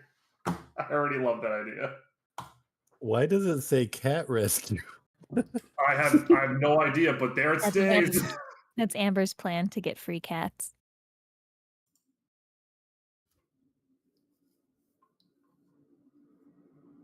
Oh man, that's funny. All right, well, Yeah, so for 2 weeks from now, let me think. Yep, try to have your level 6s ready. If you're going to do some kind of class change or whatever, please let me know, just so that way I can actually look at your character sheet so I know what I got to work with. And then we're going to start the next quest next session. Wow, Cool. it's going to be super fun. Thank you. Even these downtime ones are fun. We get character development. Yeah, well, like I don't know. I don't super mind downtime. I've always had the perspective like if I at least laugh a lot while I'm playing D&D because people are making really stupid jokes, that's a win. You know. Yeah. Well, I wasn't expecting to try out my evil shoes this session, but it totally worked out. I think I'm definitely Do you want me to still. take care of this? I feel like I'm consistently being windy, but just turning a little more cruel, and I think it's working great. So yeah. But I mean, like it kind of makes sense, right? Because like effectively, like your entire connection to your past has effectively been lost. So then it's like the Yeah. only thing that you really care about are your friends, right? So you see some woman that you've seen a few times, like harassing your friend about like how he's going to be a deadbeat dad, blah blah blah, and you're just like, it makes sense that your character would be like the audacity of this bitch. Yeah, What exactly. the fuck did she just say? Right? Like that's totally fair, right? But yeah, fun times. Cool. Let's see Don't everybody in worry, 2 I weeks. promise things are gonna die next session. All right. Yep. It might be you. It might be an enemy. Okay. We'll never know. That's the way Maybe it good, goes. maybe bad. Alan, question for you. Yes. Are Hi. is the other game going on or no? The Other Blood game. on the Clock Tower. Oh, I didn't- did say that would be today, didn't I? Yeah, but there's only like 2 people that actually put Yeah. interested, and one of them was Okay. me. Yeah. That's probably So, that's not gonna happen then. Okay. Yeah. How many people do you right. need? We need at bare was it minimum 5. 5? Oh, okay. Bare minimum 5 in order to play. Yeah. Okay. 5 and me is Yes. the thing. So yeah, that's just the way it is. Sometimes. Yep.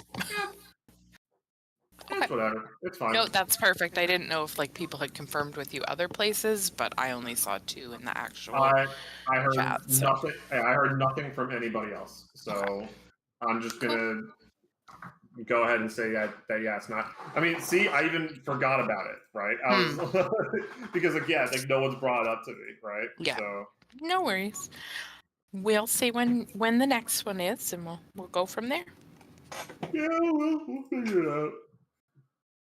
That's it. All right. Well, thank you for this. It was fun, and I look forward to digging into what level 6 is going to look like. I've never been this high as the character, so. Oh my god! So Really? high right I now. know, never. 5 is the highest I've gone, so I got some reading to do. I'm not sure how much Warlock actually gets at level 6. They get another patron Yeah. feature. Yeah, I don't think it's a whole lot. most of the subclasses get an extra feature at level 6. It looks like so. Yeah, well, it varies from class to class, but yeah, sure. Okay, so starting at 6th level, you can call on your patron to alter fate in your favor. When you make an ability check or a saving throw, you can use this feature to add a D10 to your roll. You can do so after seeing the initial roll, but before any of the roll's effects occur. Once you use this feature, you have to wait for a short rest. Okay, so essentially that means that, but you cannot do this for attack rolls. It specifically says ability checks or saving throws. So anytime you do an ability check and you're like, ooh, that roll's pretty shit. Can I use the Dark One's luck? And then you can kind of like add a D10 to see if that helps. And then you have to wait until a short rest, which that's like everything Warlock related. So yeah. Okay. Cool. Thanks. All right. And also, obviously, I mean, if David, you stuck with Warlock, you would get that as well. Right. Ashley, I think you already told me what you were going to get. That you decided to go for another one into the lock. Yes. Interesting. Because you have, do you have 2 Eldritch Blasts right now, or 1? She has 2. Okay, I wasn't.